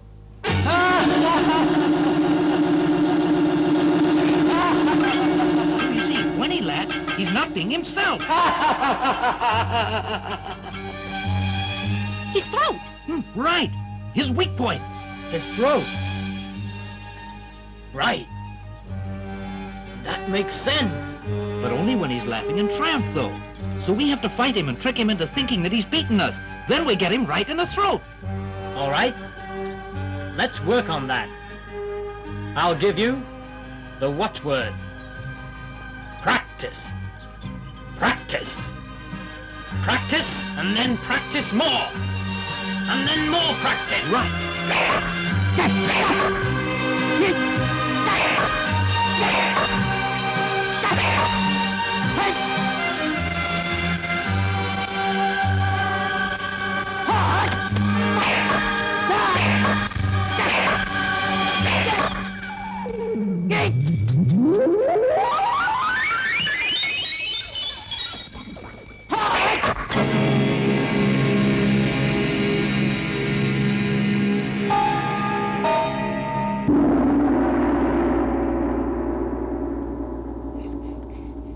Master?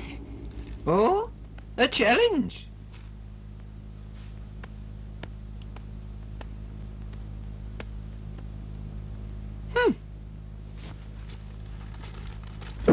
I challenge you to a contest, to the death, on the 14th of this month, on the main plateau, Waluchen.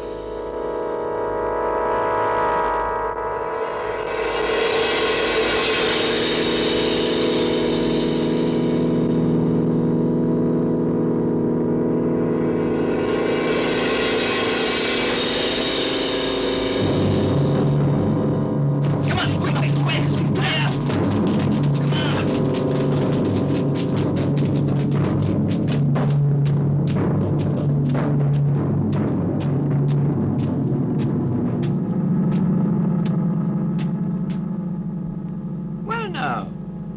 yourself? I'll be enough. Well, I promise. You won't go back. We'll see. Cat!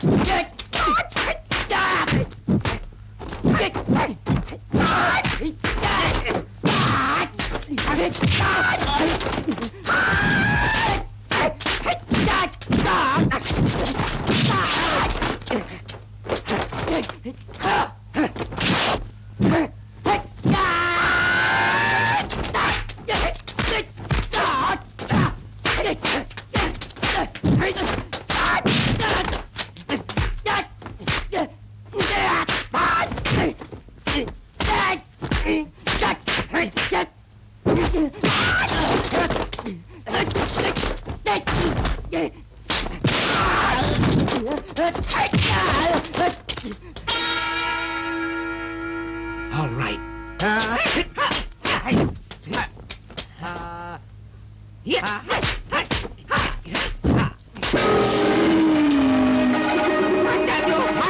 Destroy his strength!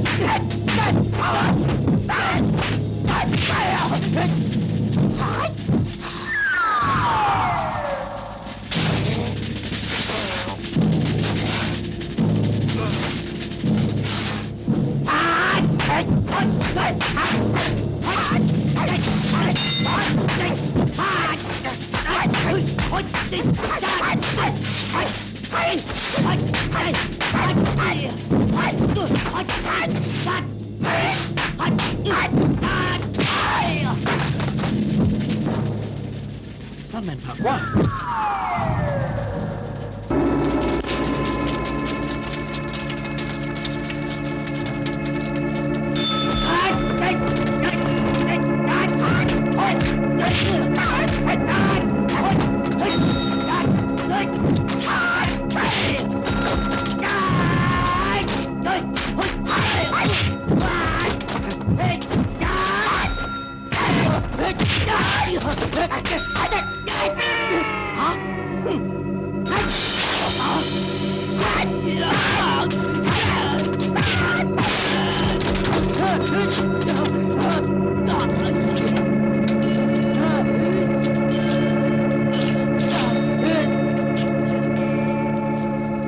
Bastard!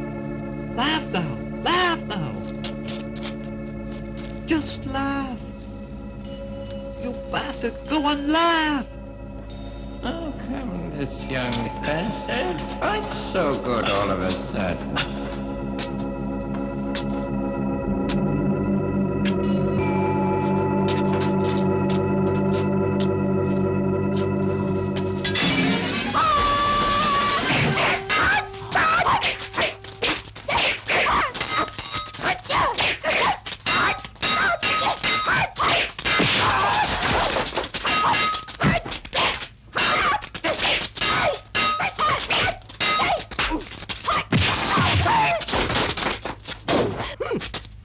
You again? You didn't learn your lesson? Huh. I'll kill you. Oh? You'll kill me. Right. I'll take your head now.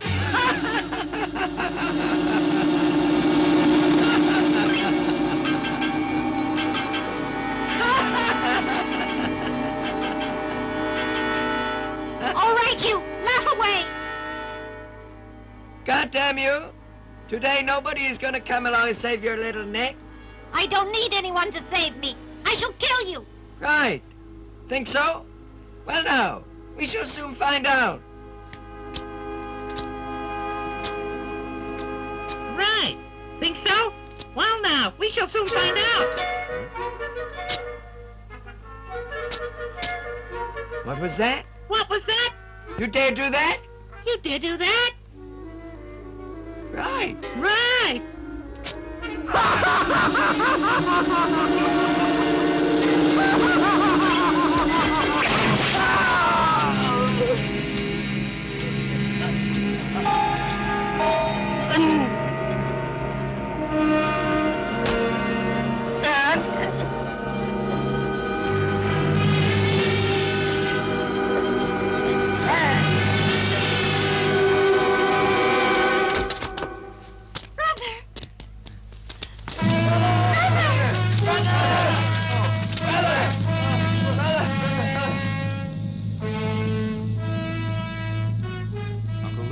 Brother, sisters, everybody, we must go. Now look, you take care of yourself, and we'll see you soon. Listen, as soon as I'm better, I promise you, we'll come up and see you. Make it soon. Off you go. Goodbye. I'll see you.